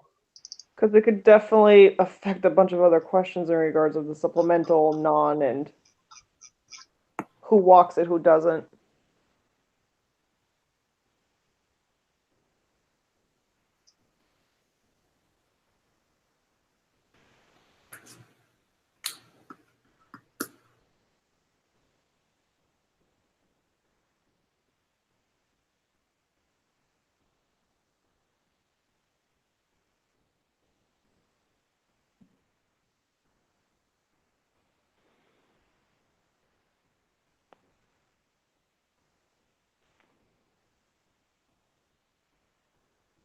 It's in Article 3, 201.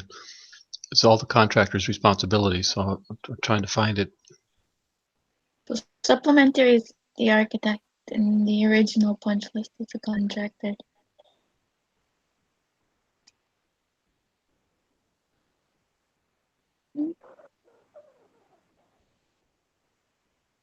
You know what? It may not state it in the contract.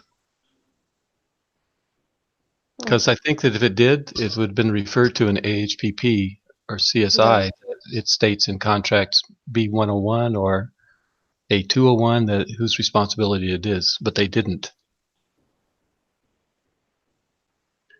I think whoever mentioned it, I think the architect, every project I've ever been on, the architect is the one that's creating it, the punch list. And we have standard forms. Is But I it thought AIA sure I read form? somewhere that the contractor is responsible for preparing it initially, then the architect walks through with it.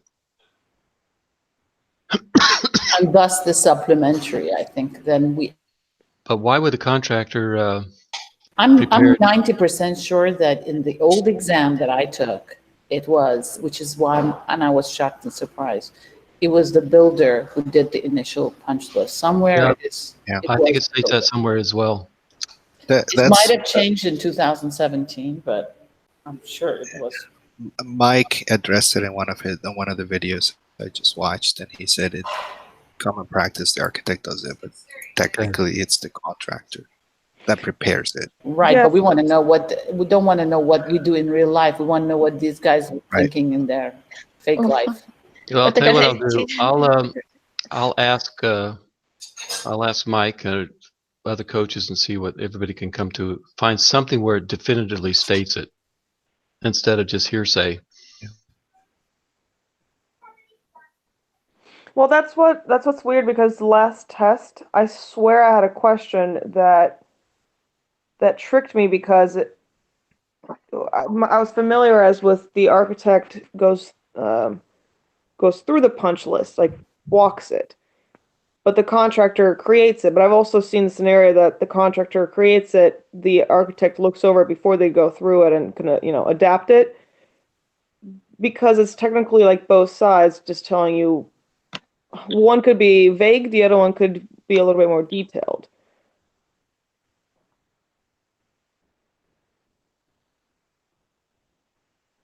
And what if the contractor puts on their information that the architect's like, no, you completely forgot the more important portions, meaning you didn't do them, or? Mm-hmm. Well, there's nothing, I can't see anything in the contractor or architect in Article 3 or Article 4 that states who's doing it.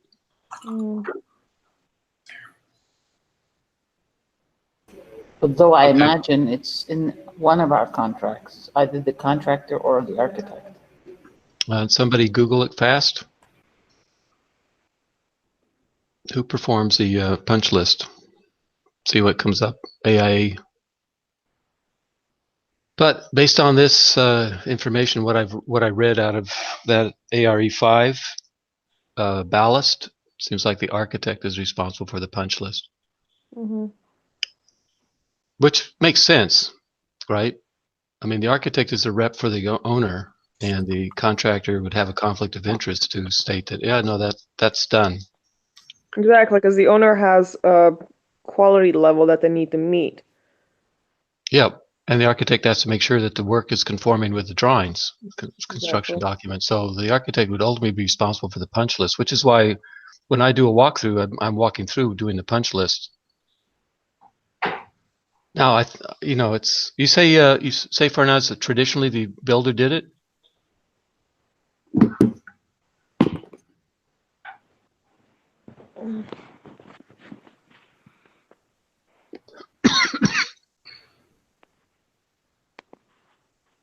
Yeah, sorry, I'm in Mexico, so it's very hard to come back online. Oh, you're in Mexico. Yeah, I'm Oh. on project. At the beach? No, I wish. I'm Yeah, in she's at Monterey. the beach. Yeah, no, she's at the beach. We can tell. We can hear the waves in the background. Yeah. No, I'm in Monterey, but I was in near Cancun. I went to Merida, which is really spectacular. No, but I think in the old days, and whenever I meet old contractors, list. So I just remember in the old exams that I had to take, it was a punch. It was initially produced by the GC, and the architect kind of walked it through or added to it. But in Googling it, it's saying everybody does it. Doesn't I'm still reading the Google stuff, but Well, unless they find something different from other coaches or Mike or some other source, let's go with architect, okay, in the exam. so it says here, the answer is the contractor. Per AIA 20198.2, the architect may end up doing the list as part of a local custom, but the list of work not yet completed is the contractor's responsibility as part of substantial completion process. Yeah, I'm looking at And by the way, ARE. this is coming out of the ARE Exactly, Community I saw that 5. too. So I'm just trying to see if it's the 20, because later it says, agree with Kurt, the contractor prepares the punches, read the A201 2007 So it's not called a commentary punch list, for it's called a section comprehensive 982. list. But anyway, just remember, it's the contractor. It used to be a question they trick you with, but I think they know the controversy. They probably won't ask that. So are you confusing everybody? It's the contractor or the architect? It's the contractor, and it's in A201 under 9.8.2, 9.8.2. So I will read that at some point. Yeah, what they're all saying is 5.0 handbook needs to be updated. That's helpful. Oh, you're right. I mean, I'm just reading it myself. 9.8.2 seems like that's the contractor's responsibility. It's also listed on the CSI Manual of Practice 7.4.2.5 closeout meeting. It lists all the contractor responsibilities and it includes contractor's preparation of initial punch list.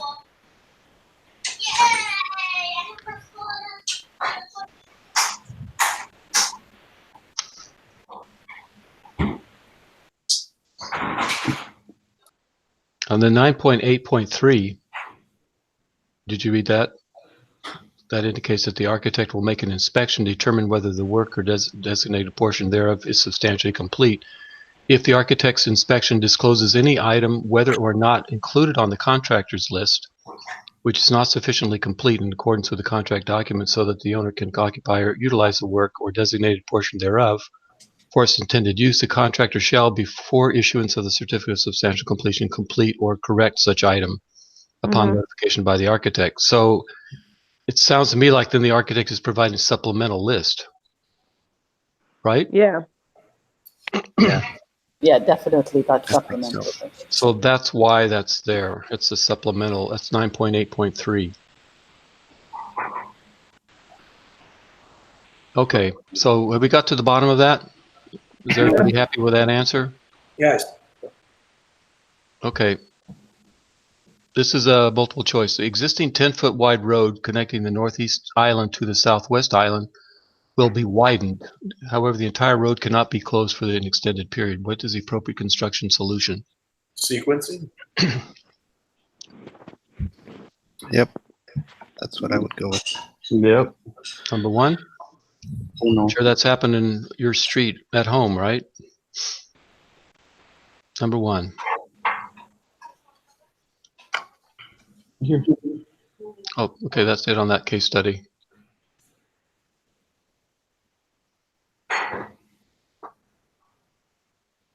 Has anyone scheduled the next test? Yeah, next Thursday. Nope. No, I Yeah. didn't. I'm taking it on the 15th. So, yeah. Wednesday. It actually is a lot harder to schedule in my area. Like, there's so many unopen spots. There's so I Same for me. I typically have to go to another location about 30 minutes away to get in to Yeah. a spot without waiting 3 months. Are you in Miami? New York. The one place that I'm going to, they're renovating. They're doing tenant improvement. My last exam, the walls were literally shaking from the floor being torn down for the whole time. It was horrible. So I have to pick another building. Did you pass that one? Of the 5 parts, I did it incredibly well. But the one that I failed at, I just barely missed. So I was going to complain. But I feel really good about their overall my performance. That's what I was getting at. It's their fault. Well, I mean, also the machine crashed 3 times, but I do feel like I did a good job. I'm really happy with, even though it was a fail, I'm really happy with the response. So I know I can do it the next time.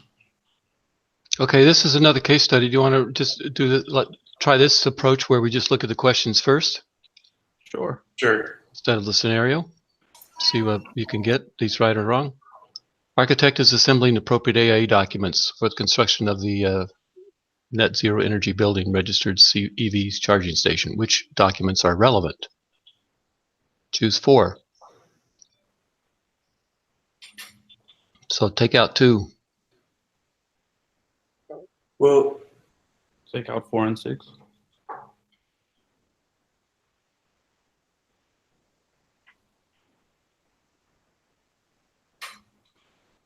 What's A305? Isn't that more info about the contractors? If you want to get to know them. That's what I remember from looking at it. So, yeah, I think that one could go out.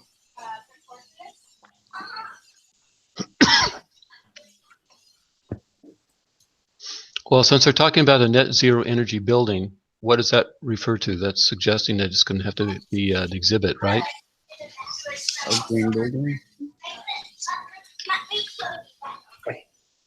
that's contractor qualifications. And design bid build will refer to the type of contract.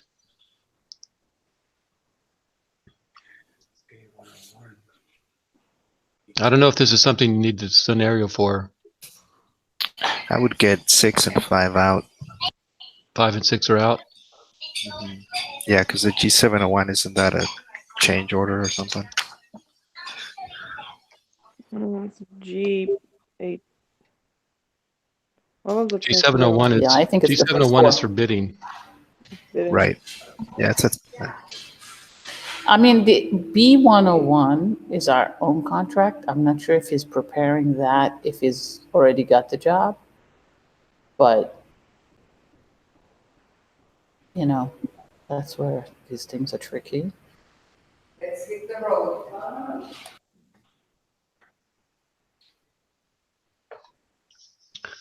Well, design bid build would you got the word bid in there, right? So does that mean G701 would be relevant? Yeah, you need G. I think 701 is a change order, though. No, change order. Oh yeah, change order. Sorry. G701 is a change order. It is, yep. Still used in this bid build, design bid I build. mean, you'll use it eventually, And but A701 is for bidders.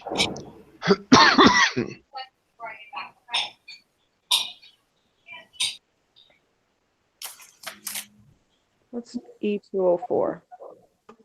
So it's an exhibit for sustainability. Because the E203 is for BIM and 204 is for sustainability. That's all I remember.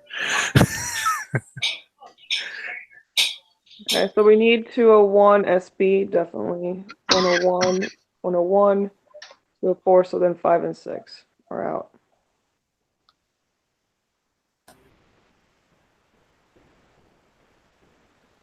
So do we include B? B, Yeah. Yeah, I think that would be relevant. I see. However, having said that, it says for the construction. Yeah, that's what I'm saying.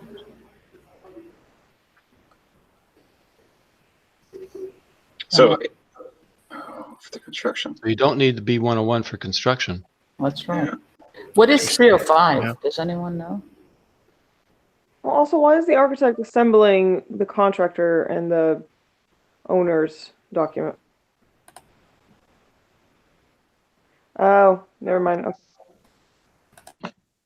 Well, no, which ones are relevant? So even if the B101 is already completed, it's relevant in regards to the construction. A305 is the contractor's qualification statement. That I think is relevant. Then I would say it's 1, 2, 4, and 5. Because it's a Yeah. special case. Mhm. It's a nice summary of the contracts on the back of the 5.0 handbook.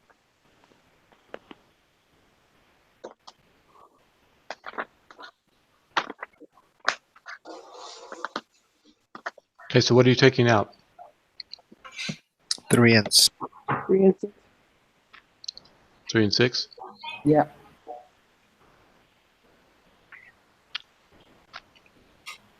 Oh, So A201, E204, 305. A305, and G701, change order. So I guess construction's the key word, right? Construction's the key word. Yeah. A101 is the owner contractor where it's stipulated sum. So that's, you have to rule that out because it's a design bid build contract.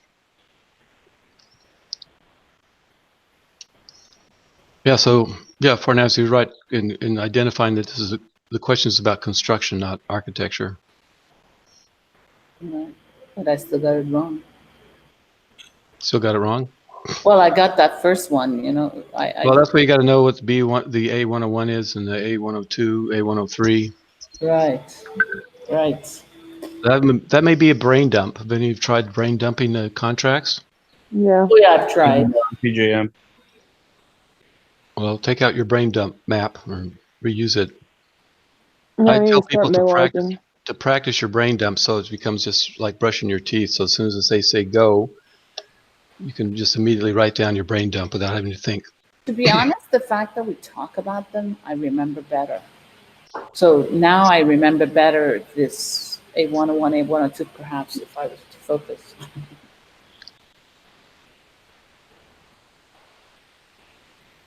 Okay, here's another, we're back to the construction of the project again. Contractor will be instructed by the architect to use several AIA documents. What are the most common documents the awarded contractor will use? Hmm.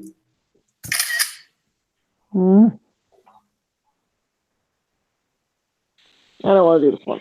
Ugh.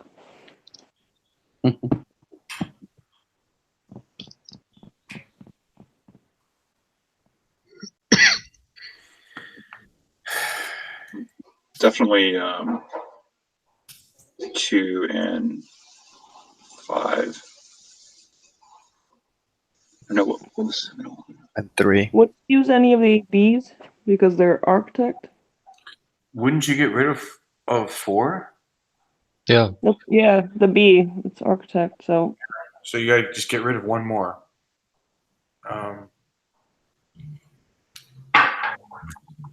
what is A701? Instructions to bidders. Is that what that is? that's bidders, right? So that one But you it says already awarded. used. It says awarded contractor. Right, So there's it's awarded contractor. So I think Yeah, 2 so would you're go done with out. It's 2 and 4 goes out. hopefully. SP stands in because that's a sustainable project, right? Yeah.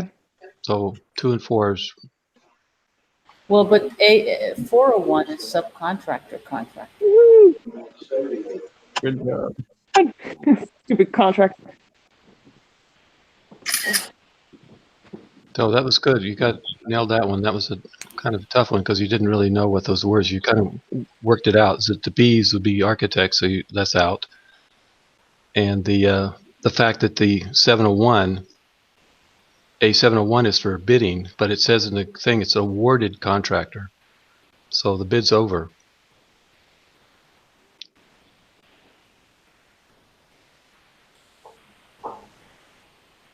Good.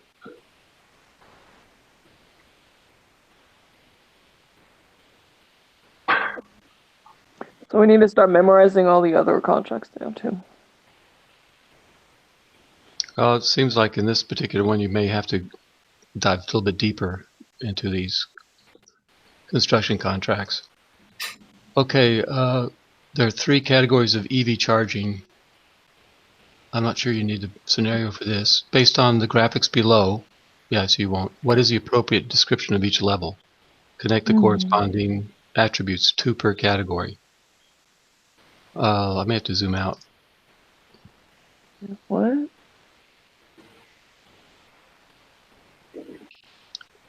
Okay, it says there's 3 categories. So level 1, level 2, level 3, or DC fast charging. So those are the 3 categories. Based on volt range capacity. Connect the correct corresponding attributes, 2 per category. So here's the attributes. I'm trying to see where the I'm not sure how you answer this question.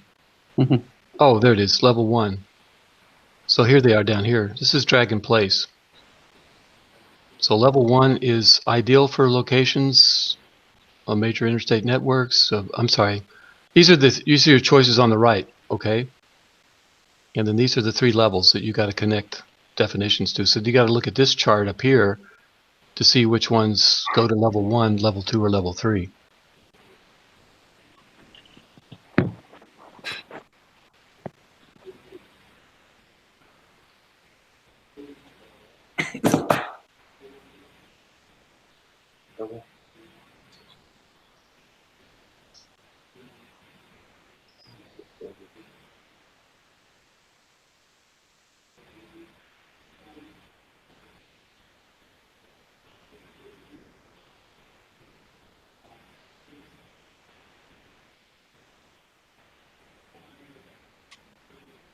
Well, you can pick number 1, right? Ideal for locations on major interstate networks is what? DC fast charging. Yeah, level 3, DC fast charging. I'm trying to read through the priorities.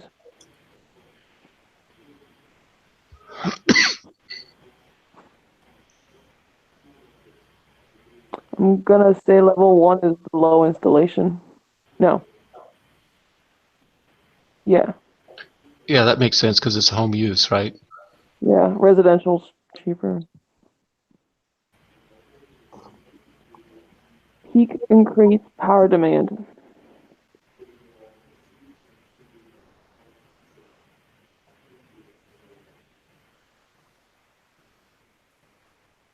I'd say peak increase would be something that needs to be fast charging.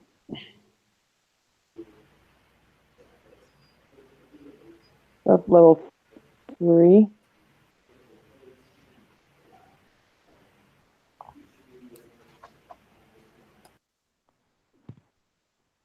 What's EV?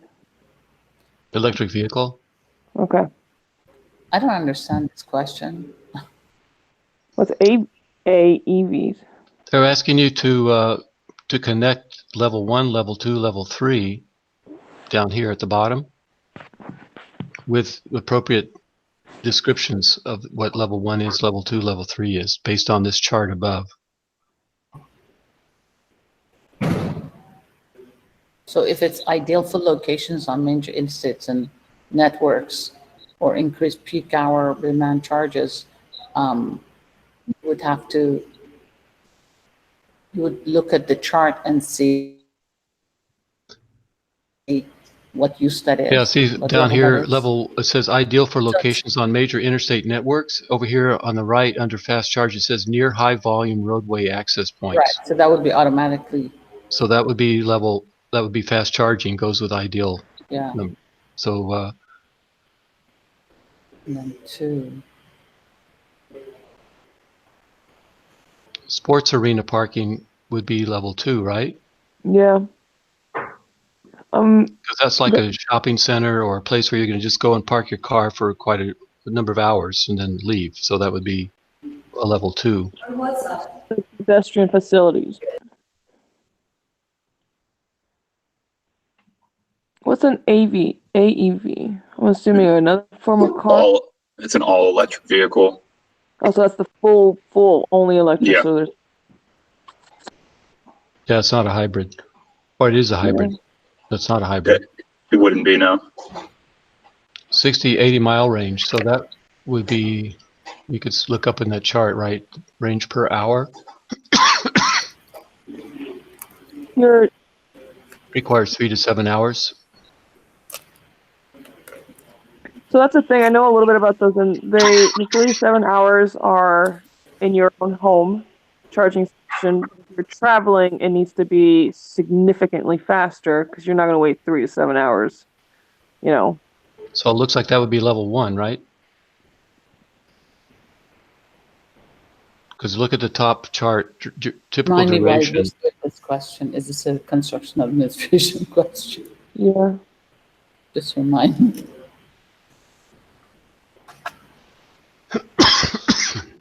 It's just having you practice your brain in terms of looking at graphic descriptions and connecting the dots. See, but the We don't do enough. 60 to 80 miles range per hour of charging. 5 miles, 75 plus. Now, so 7 hours would be 35 miles, right? No, it says the capability of the car is 60 to 80 miles of range. That usually requires between 6 and 7 hours for full charge. So if you want to full charge it, you'd want to do DC fast charging. Because it takes 30 minutes. Right. For, I don't know. That's the trick that I don't get. But see that okay. So the next part, typical blah blah uses fast charging while on a long trip in order to reach destination.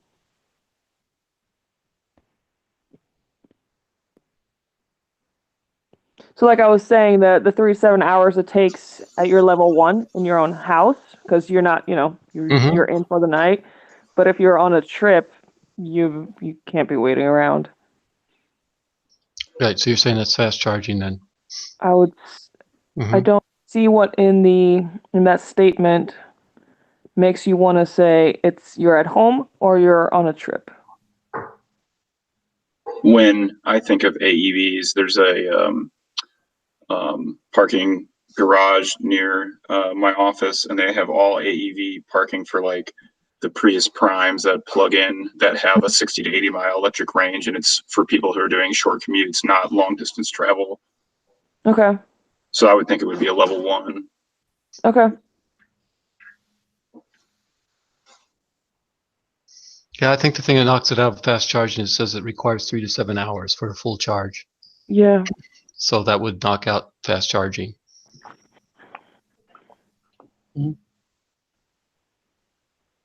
Okay. Shall we look at the answer? Mm-hmm.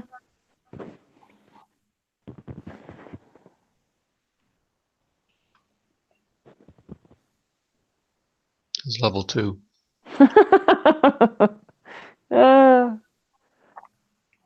All of that logic for nothing. Tough question. Okay. Let's see. Here we are. Let me zoom in.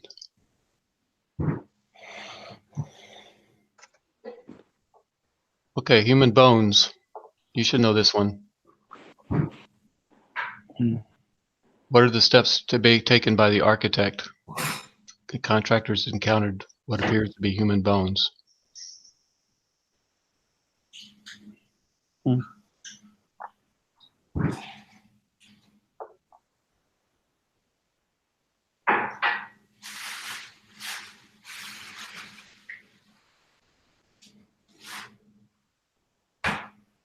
Either 1 or 4, I think.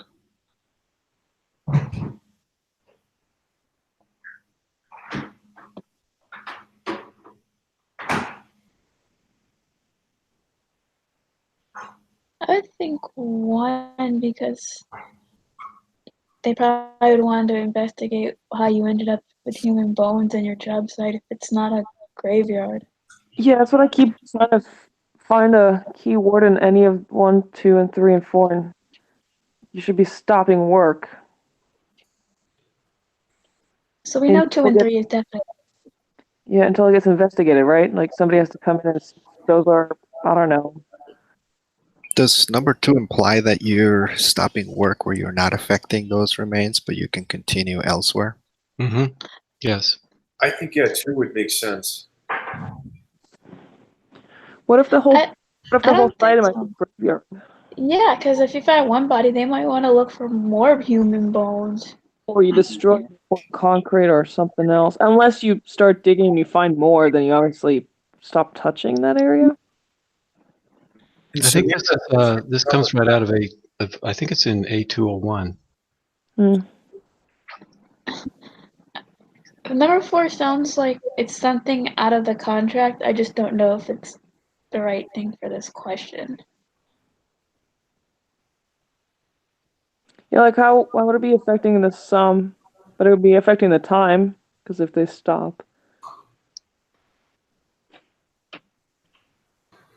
But it's the steps by the architect. Right, so I'm gonna go with 1. Now, what happens if it's a bones of an opossum? It's a human bones. What if it's Jimmy Hoffa? It appears to be human bones.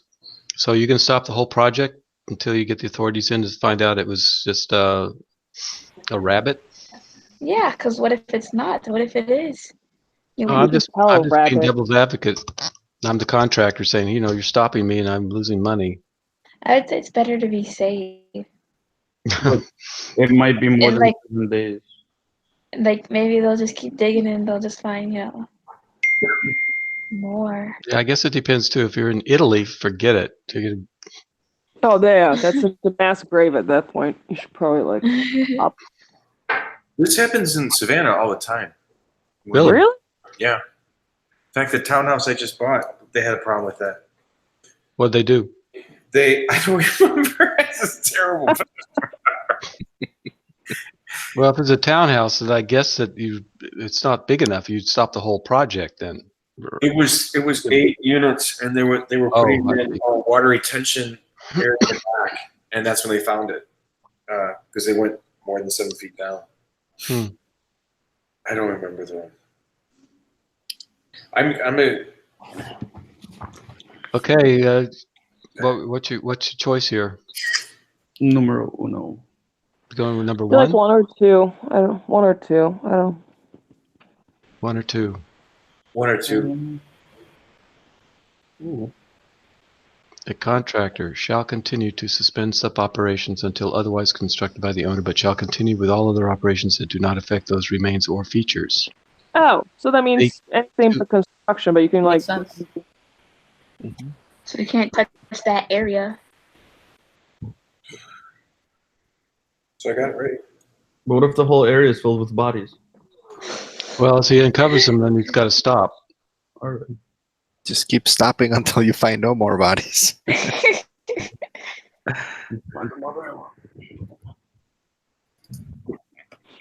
So is there a similar situation when you find like I don't know, an ancient Indian base or something like that, right? It becomes a Like an archaeological dig. yeah, it becomes a no, but back in the day we didn't dig certain depths, so we just kept building on top of previous settlements. So I've heard of cases that they've dug, further down because they want a 2-level basement or whatever, and they found shards of vases and like pottery that then at that point became you had to stop all work until archaeology came on board. I don't even know Mhm. the complications of that, but what I'm saying is like at that point the entire site you basically just lost money on the whole thing. You can't build on it. Right. Hmm. Anyway, this is right out of A201. This is in Miami, downtown in Brickell, as well. Now, as you notice here on Article 15, claims and disputes, the contractor has 21 days to request for adjustments in the contract sum and contract time arising from the existence of such remains or features. So they do have a way to get compensated. So because if it does impact the schedule.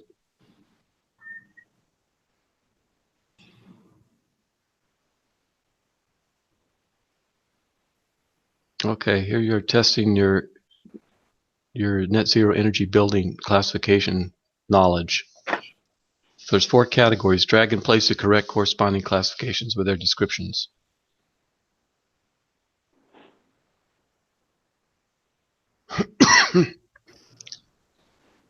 Does everybody know what basically net zero energy building means? Yeah, but I don't know what A, B, C, D mean. I have no idea what this is. Yeah. Well, net zero energy means that you're producing 100% of your electricity or energy on site.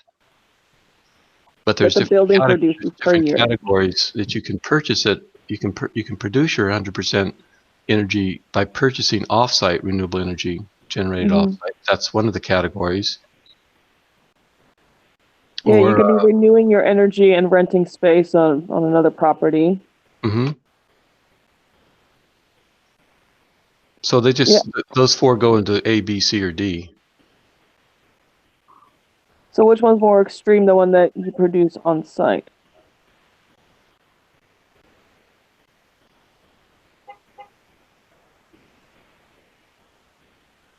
I'm gonna say A is the within the building footprint, as in like on your own site. Okay. What's the difference between 1 and 3? 1 and 3? Because one's the entire site, the other's just the building site and the building footprint. And So I'm gonna say Well, this boundary building site could be 2-acre property or something. I'm gonna say B, D, A, and C.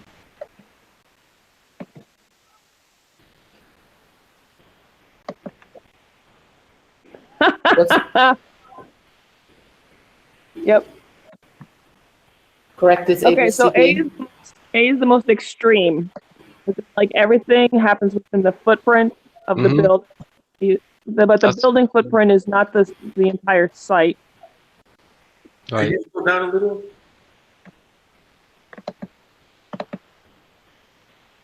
I actually got one. Crap, I'm just guessing. Nice. Yeah, but that makes sense, right? So you did pick the worst, the most extreme case or most difficult to achieve would be within the building footprint. So that's A. And B's then the second most difficult with the building site. Then you can purchase, you can off-site renewable resources like wood pellets, ethanol, biodiesel brought to the site. And then the final one is purchasing off-site, like wind farms. Okay, now everybody knows about net zero energy buildings.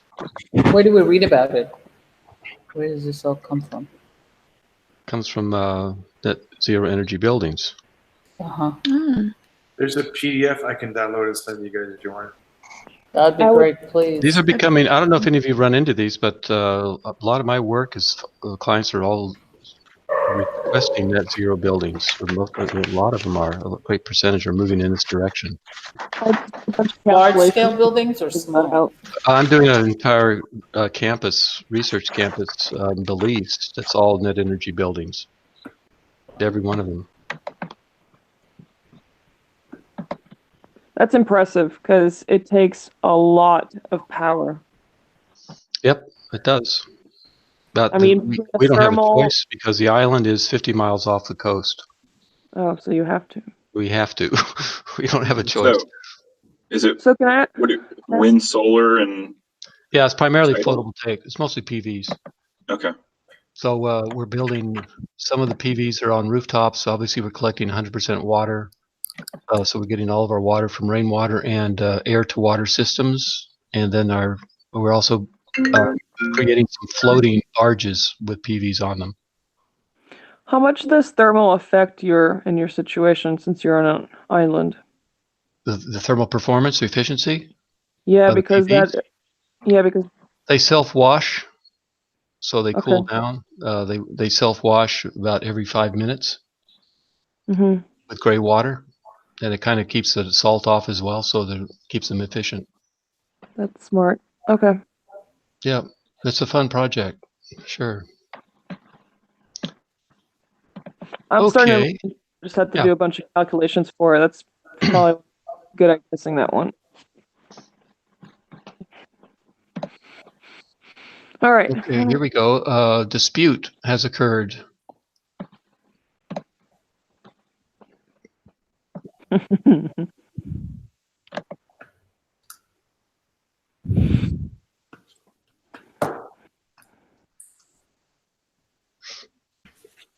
This is a no-no, right? No specific directive in the service agreement on how disputes would be resolved. That was their big mistake right there. Why would there not be one? What's the initial step to approach this dispute? Well, they may not have signed an AIA agreement. They may have just done something separately. I would still want to do mediation. So I feel like mediation is the first step either way, even without Yeah. being in a contract. It's cheaper, quicker. Is everybody going with mediation? Yes. Yes.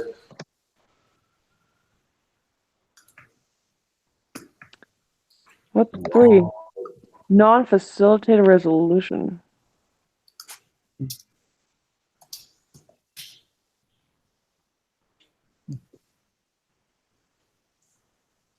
It's cheaper. That basically means let's just sit down and talk about this. Okay, so we did have the right thought that it needs to be cheaper and quicker, but we just didn't think non-facilitated was. Because we don't know what non-facilitated resolution is. This is the first time I've heard of it. That's in AHPP, page 1033. Would I the mean, architect still be I'm- acting as the IDM in that Yeah, I case? mean, basically, we do this all the time. You don't think about it as a non-facilitated resolution, but that's generally what happens, right? Before a dispute gets too out of hand, it's just simply sitting down and discussing. I mean, I have to do this. Don't have to. I regularly do this. I would think with a lot of my clients or contractors, subcontractors, it's non-facilitated resolution. It is the first time you typically hear about litigation, mitigation, and mediation and arbitration, but just remember that this is another early action item. Is there any earlier action that we don't know about? I can't think of anything other than you could say to the contractor, go read your contract and see what you're supposed to be doing. Mm-hmm. But I always think that communications, face-to-face conversations is really helpful to dispute resolution. So before you go to mediation, which is a process which a neutral person facilitates communication, so you've got to agree on that mutual person, right? Wrong. That's wrong. Mike. Well, it's taking helium. Okay, so now you know about non-facilitated resolution.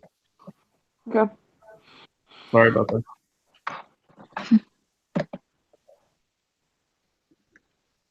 Which section of CSA master format would the architect find murals, wall decorations, and sculptures? Is that under finishes? 9. Number 2. Yeah, number 2. Number 2? Mm-hmm. You seem very confident in that. Yeah, that's why I got it wrong. Painting and coding. That's why. Stupid art. How you're supposed to have that committed to memory? Those sections? Yeah, I don't even use these that much. I don't know if like this the is in the, few this is a case study, so the formats may CSA formats may be in the resource that you'd go to. Yeah, this one is not something I would remember. Oh, you sent us that email of that study guide. Mm-hmm. You said you'd go over what sections we'd need to know for CE specifically. Okay, I can pull that up. Whenever we have a chance, just Yeah, sure. We'll do that at the very last year. We'll Thank finish this one. We'll go through that. Yeah. So since this is a case study, the see it master format's probably in there. So you just would you'd either do a word search for art murals, Yeah. and then you'd find 12. But no, you can't commit all these to memory. I think you got to commit some to memory. The basic ones you need to commit to memory, and if you need to put those in a brain dump, you should. Now remember, where do you find rebar? Division 4. Number. Concrete. So concrete, Weber that's really- concrete is. Which one? Which All section three. is concrete? Oh, three. Is that 3 or 5? Oh, three. It's 3. Three. Okay, well, at least you got concrete right with rebar. I know one. That's good.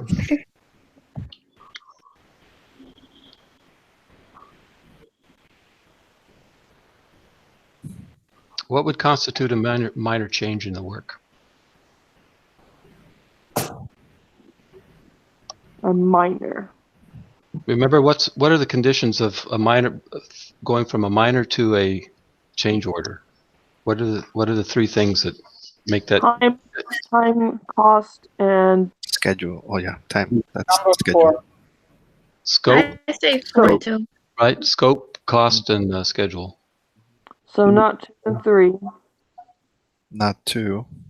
Nothing to do with money or time, I think is. Or scope. If you have to get all 3 to sign something, that doesn't sound like a minor thing. So I think 4. Yeah, I would agree.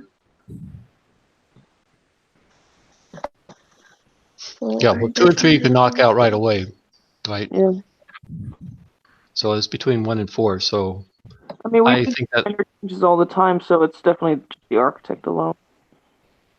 exactly the architects can make minor changes.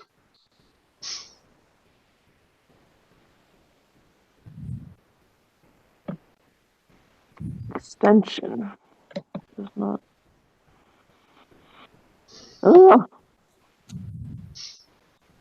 I'm This sorry. is the doom of me. God, I hate these.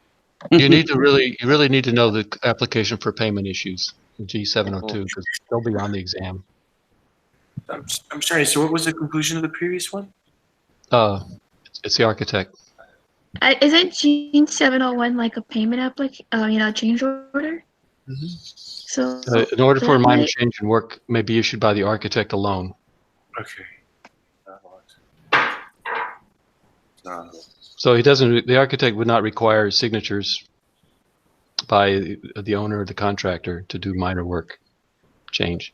I'm gonna say I think G701 is a change order. So if you have any change orders, you would need to submit it with your payment application,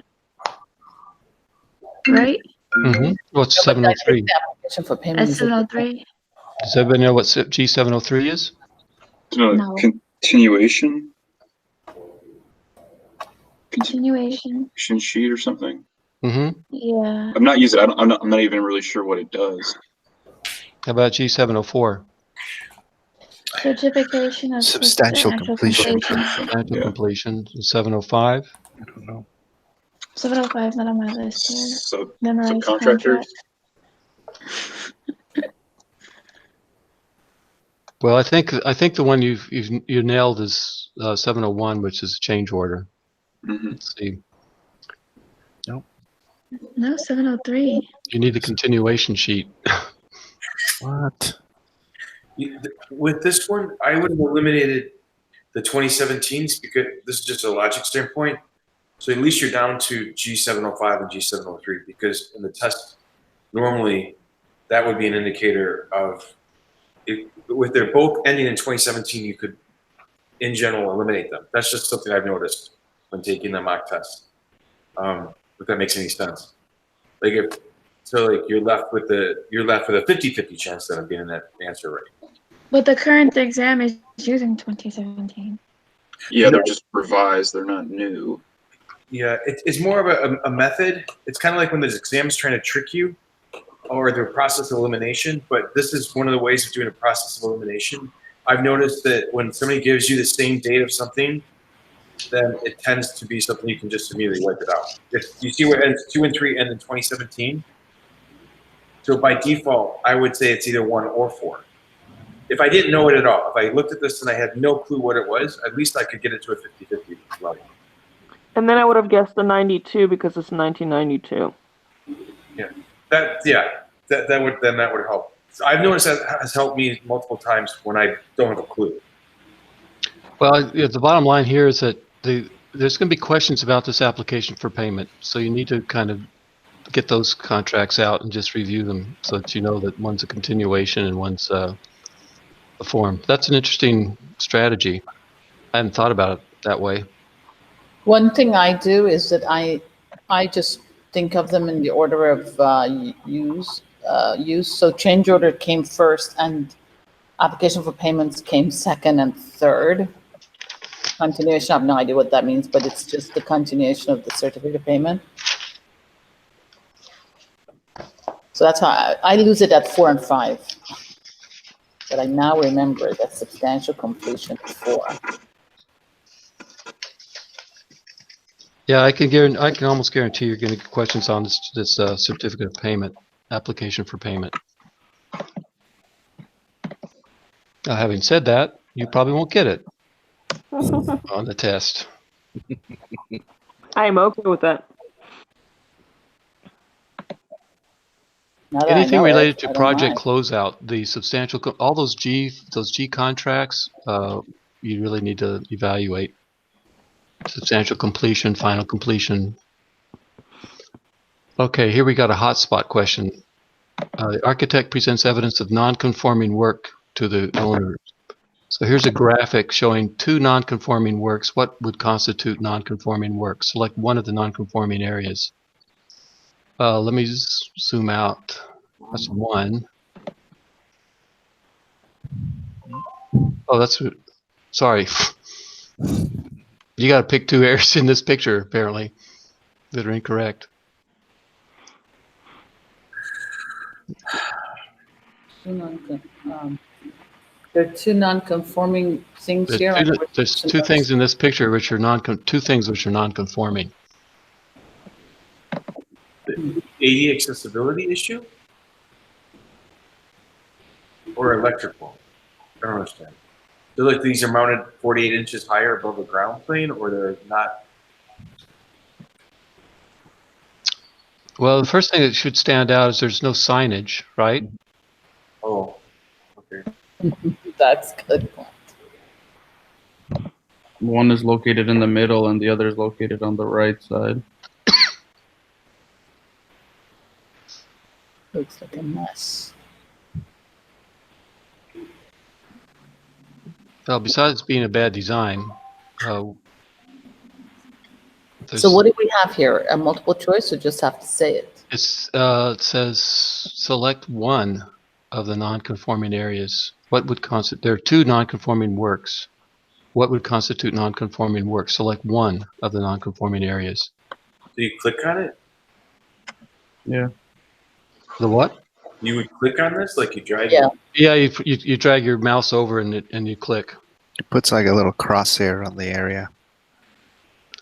So where would you put it? Would it be a curb?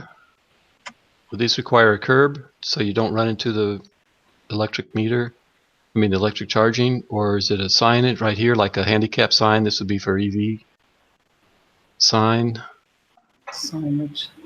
Yeah, I mean, both of those sound good. Signage is good. There you go. Curb stop. So and there's, signage. you need a curb stop and a signage. I mean, no offense, but this seems really vague. Like I'm looking at an image and I'm supposed to drag and put in an empty space where there is. I Yep. agree. Have you ever run those problems with hotspots? They're really hard. I had a couple last exam hotspots, yeah, and it was vague. I was like, I have no idea. I'm just gonna put it in the vicinity that I think it is, and Yeah, I do. I was like, kind of, well, okay. I mean, that to me just seems incredibly.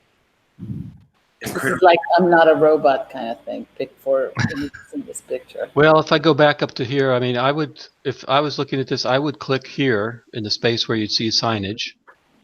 That would be one of my choices, and then the curb or bollard, I would click at this. Are you seeing my mouse? Yeah. Yeah. Yeah, I would click here for the bollard or the curb stop, and I would click here for the signage. Oh. That's what they're asking you to do. I mean, if this is handicap parking, right, you do the same thing, right? Yeah. You click right there, which is basically what they're showing here, is you click here and click there. You didn't have to pick one though. That was the only, you only need to pick one.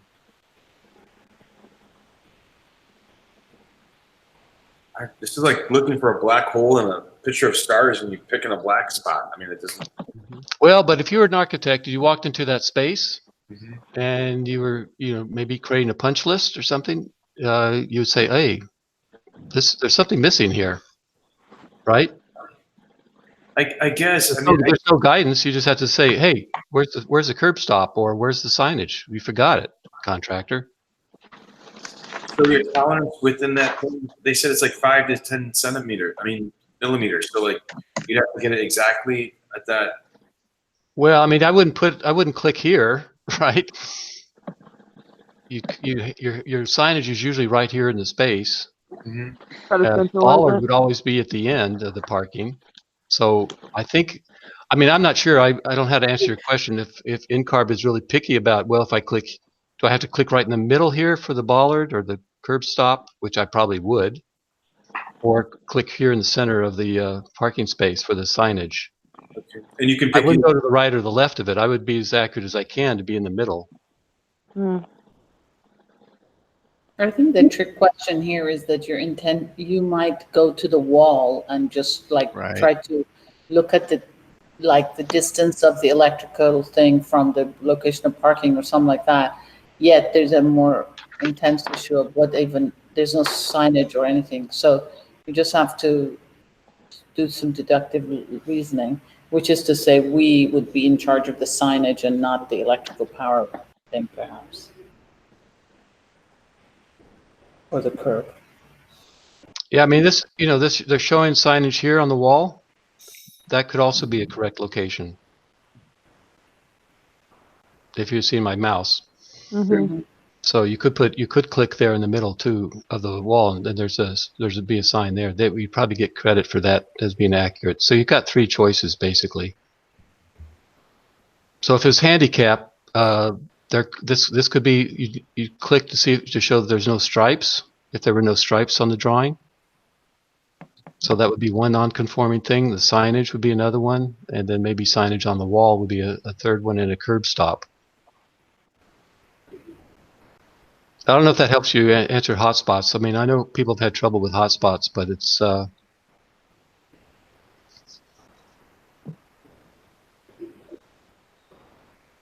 okay. What items? This is D2000. I'm sorry, D200 project checklist. What items would the architect find on the project checklist related to closeout? Choose 4. So 2 are bad. You could kill off number 2.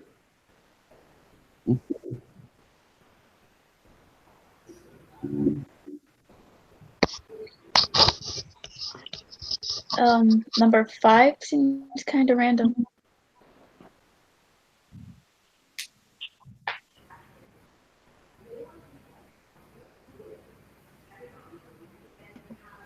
And then the certification comes after completion, correct? Yeah. Yeah. Typically, lead certification will not happen by the time the project's finished. So everything but 4 and 5 then? I would do, I don't know, I would say I would kill off 2 and 4.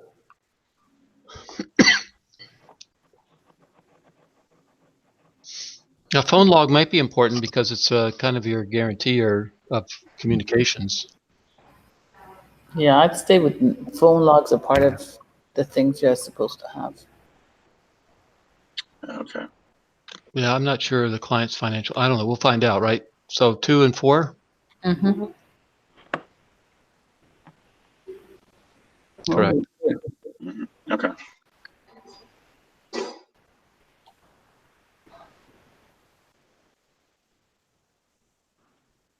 Oh, well, that's a trick question on the LEED certification. Of course, it's not. They're not going for LEED. They're going for net zero energy building. But even so, it would not be. It would not be on the closeout checklist. How long does it take to receive a certification? Well, your final submittal has to go through the building commissioning agent has to make sure all the systems are working and properly, and then it goes into GBCI for final submittal. Then they could reject some credits, so then you could go for an appeal. Mm-hmm. It could take 3 or 4 months after the project's done to get When final do you submit certification. it? You submit When the you lead. submit it, Yeah. you submit it after the building commissioning is done, or all your work is done. So final final completion. Final completion, but sometimes it could even run beyond that. But I'd say final completion is when your final submittal would be submitted. But then it could take a month or 2 months, and if there's Yeah. any appeals, it could take another 4 or 5 months. I think it's because I think you can think about it like this, that with this kind of commissioning, you need to have occupants record their experience or something like that. So it takes a little while. Hmm. Right? I think building is done. That depends on the Project. credit. Yeah, if you're going for a credit where they're just asking for occupant survey, then obviously, yeah, you have to wait. Well, in lieu of not knowing what kind, I would just say, assume that anything commissioning is pretty intense. If it ever comes up on the question, though, I would just say that LEED certification is not something that you can control. It would not happen before the final completion. You would not get your certificate then.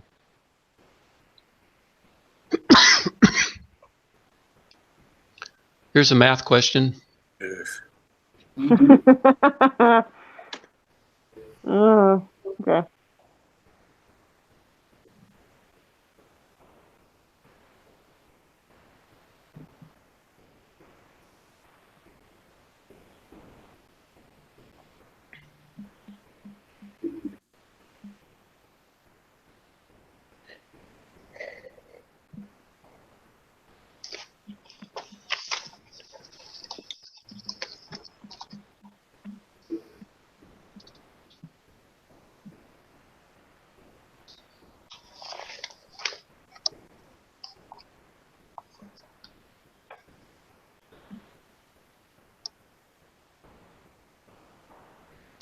Oh, no answers? 0.47. Let's understand the question. That the projected performance of the building energy use is 13.5 per, kBTU. Is this just as simple as a And subtraction? it's asking, what's the use, net energy use? Isn't that the same thing? Total and net, what's the Difference difference? is 15.2. Right, but that's a production. They're saying, what's the net energy use? And the question is total energy use. How does that, I don't even know that. I think how do they're you do asking it? for what's left over. So if it only uses 13.5 and it produces more than it uses, it's positive. So it'd be 15.2. Left. I see. You're thinking it's the. That's what I don't know the answer 100%, but that's what I would put just because I don't know. And I would think it would be as simple as that. Well, It what's the still index? uses 13.5 though. Yeah, Negative. it's negative. Okay. And why? The way I was thinking is that the amount it uses is total 13.2, and you're saying the amount of surplus is 15.2. So being in the negative is good then. Exactly. Okay, that makes sense then. Does that make sense to everybody? No. It's a negative. Why? Why is it negative? Well, They have extra energy. So you're selling energy back? Is that what it's saying? Like they're sending energy back to the grid? yeah. Okay. So you're not, so think of it think of it as like a bill. Like if you have a negative bill, you're not going to pay for it. They're making, Yeah. the project is making more energy than it's using. So next time if we use more, it'll come out of this negative. Okay. Yeah. Yeah. Yeah, So it's just actually a negative energy use. So if it was in the positive range, it wouldn't be a net zero building, correct? Right. Yeah. So you're going to get a check. Yep. Okay, here back to the net zero energy building certifications standards.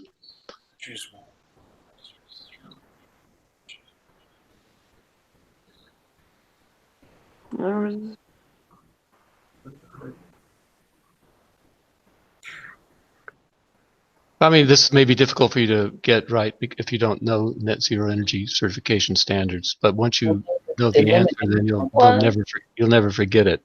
Well, we can assume number 1, right? It's zero energy. Then. it's Right. very close to number 3, though. Number 2, net zero energy. Net versus You cannot use any combustion in a net zero energy building. So No 2, combustion. So 2's out. you still have 2 more to kill off. So basically 1, 3, and 4 are about the amount of time. One is net basis. It says 103% though. Yeah, 1 so and it's number 4. 3. So it have to It's be number 3. Because 3. I mean 103%. The neighbor. Yeah, 103% weird. You're right. It's right. It's good. Yeah, that was a quick catch, right? 103%. Yeah. Yeah, they were reading way too close to each other. Like something's gotta be off. Yeah. Again, Okay, here's a drag in place. So you got to fill in to achieve a net energy building certification. The building has incorporated BIPV products in several locations on the building. Only a few locations are cost effective. In the graphic, identify where these products would apply. Drag and place BVPI in those places. So where? So like solar panels, right? Where would they? What's a building integrated? What does that look like? A building integrated photovoltaic product. Roof. Yeah, it kind of looks like But that's in the sun. Like a component of the construction. It's not an ancillary item that's tacked on. Right. Yeah. The BV is integrated into the structure. So you would say facade 2 is out because it's being shaded, but facade 1 would be good because it's in the sun? That's right. Yeah, that's good logic. You wouldn't put on a green roof, would you? No, because No. plants. facade 2 Put useless. it on awning as well. Integrated. No, you wouldn't. I don't know. Yeah. Have you ever seen a BVPI product? No, I think it's more like facade one. Yeah, no, they're in vertical panels. They're in your glass. They're integrated into glass panels, the curtain walls. They're integrated into mostly they're integrated into awnings, canopies, and the building facade. Oh, I said awning and facade one. Yeah, exactly. So this these is a good place. Awning is one, and you're right. This facade is underneath shading, so probably not a good idea there. So this product creates electricity, energy from solar, is what we're getting at? Yep. Okay, then the most shaded side, the most lit up side, and the flat roof is quite lit up. Well, I think that's a key too, is flat. Basically. Flat roof is not made up of, it would have it might have a solar Correct. panel, but it's Yeah, not. that the would Yeah, same it could have stuff. solar collectors, but that wouldn't be a BIPV system. Integrated. Mm-hmm. Think of BIPVs are curtain walls or integrated PVs in glass. They're into the actual glass itself. I know that Times Square buildings, a couple of them are. So those are the two correct Yeah. locations. Oh, we were supposed to pick 2. Okay.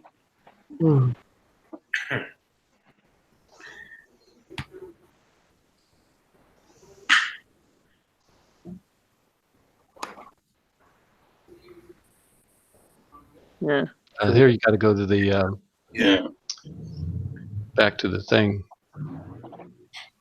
Well, we're getting close to the end here, so why don't I go ahead and do the study guide? Okay. Yeah. I printed that thing out 24 by 36 and I hung it on a wall. It's Oh, very that's helpful. smart. Like you're forced to look at it.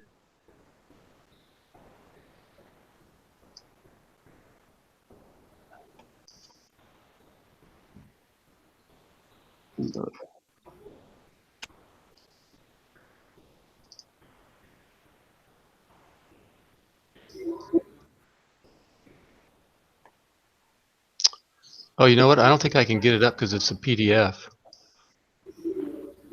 For some You reason could I open can't. it on your computer, no? I can't show a PDF. Why? I don't know why I haven't been able to do that. Let's see. We could all open it and you could just Yeah, go ahead and open yours then. You emailed it today? yeah. No, Yesterday. It was on Black, the one on Black Spec. I mean Slack, you yeah, mean, right? it's on Slack as well. Oh, got it. Gotta open that thing doc. What's The it? one with all the math equations. Yeah, that one looks like fun. Oh, yeah. Oh, that was a terrible reminder of this, the rest of this exam. Oh, my God. This is why I failed for 30 years. Not quite 30, but close I to don't know it. where to start. I hope this is all I have to learn, though. Okay, well on this study guide, I mean you'll need to have this also for PPD and PDD Okay. Thank for God. sure, but you don't need to look at the structures part. The modulus elasticity, I wouldn't worry about that, or the one below it on lighting. Just disregard those. So what we're interested in CE will be the bottom part of the chart, the master format specs, Construction document. contract documents, project manual, a sample cost estimate. That's what you need to study, the bottom part of this chart. So the construction, All the sections are below under the master age. format. Everything in that, what color is that? Purple and gray. The last 2. Oh, The last last two. two, the yeah, last. last two sections are would be for CE. So what test is structures in? Structures is going to be in the PPD and PDD. Okay. And which one is construction document in? Construction documents. Yeah, this second part, this navy blue. Oh, that'll be in CE. Yeah, so this CE is the last 3 you want us to review. Project manual, construction documents, master format specs, specification description, and sample cost estimate. And cost estimating. The bottom section of that guide Got it. is what you need to review. Well, the guide that you sent, the quick guide, has 4 sections. The top one is the integrated. It looks like structures, let's say. That's the only one we want to eliminate. The rest of it, basically, you're saying review. No. Sorry, what? Don't do the section of structures, acoustics, and CAD standards. You don't need any of that for CE. Okay. So just the last 2 The sections. last 2 brackets. And if I look on the left side, one says project manual, and one says construction cost estimates. That doesn't look so bad. Yeah, Okay. that looks better. Okay. Yeah. So those are what you need. And okay, so study hard, and we'll have our game day review next Sunday. Thank you very much, sir. Send me any Thank you. questions or topics so we can zero in on anything you're having difficulties with or more explanation. Otherwise, we'll just have to do some more case studies and more Q&As. Okay. Sounds All good. right. All right, All right. thank you. Have a Thank good you. rest of the day. Bye. You too. Thank you. Bye. Bye.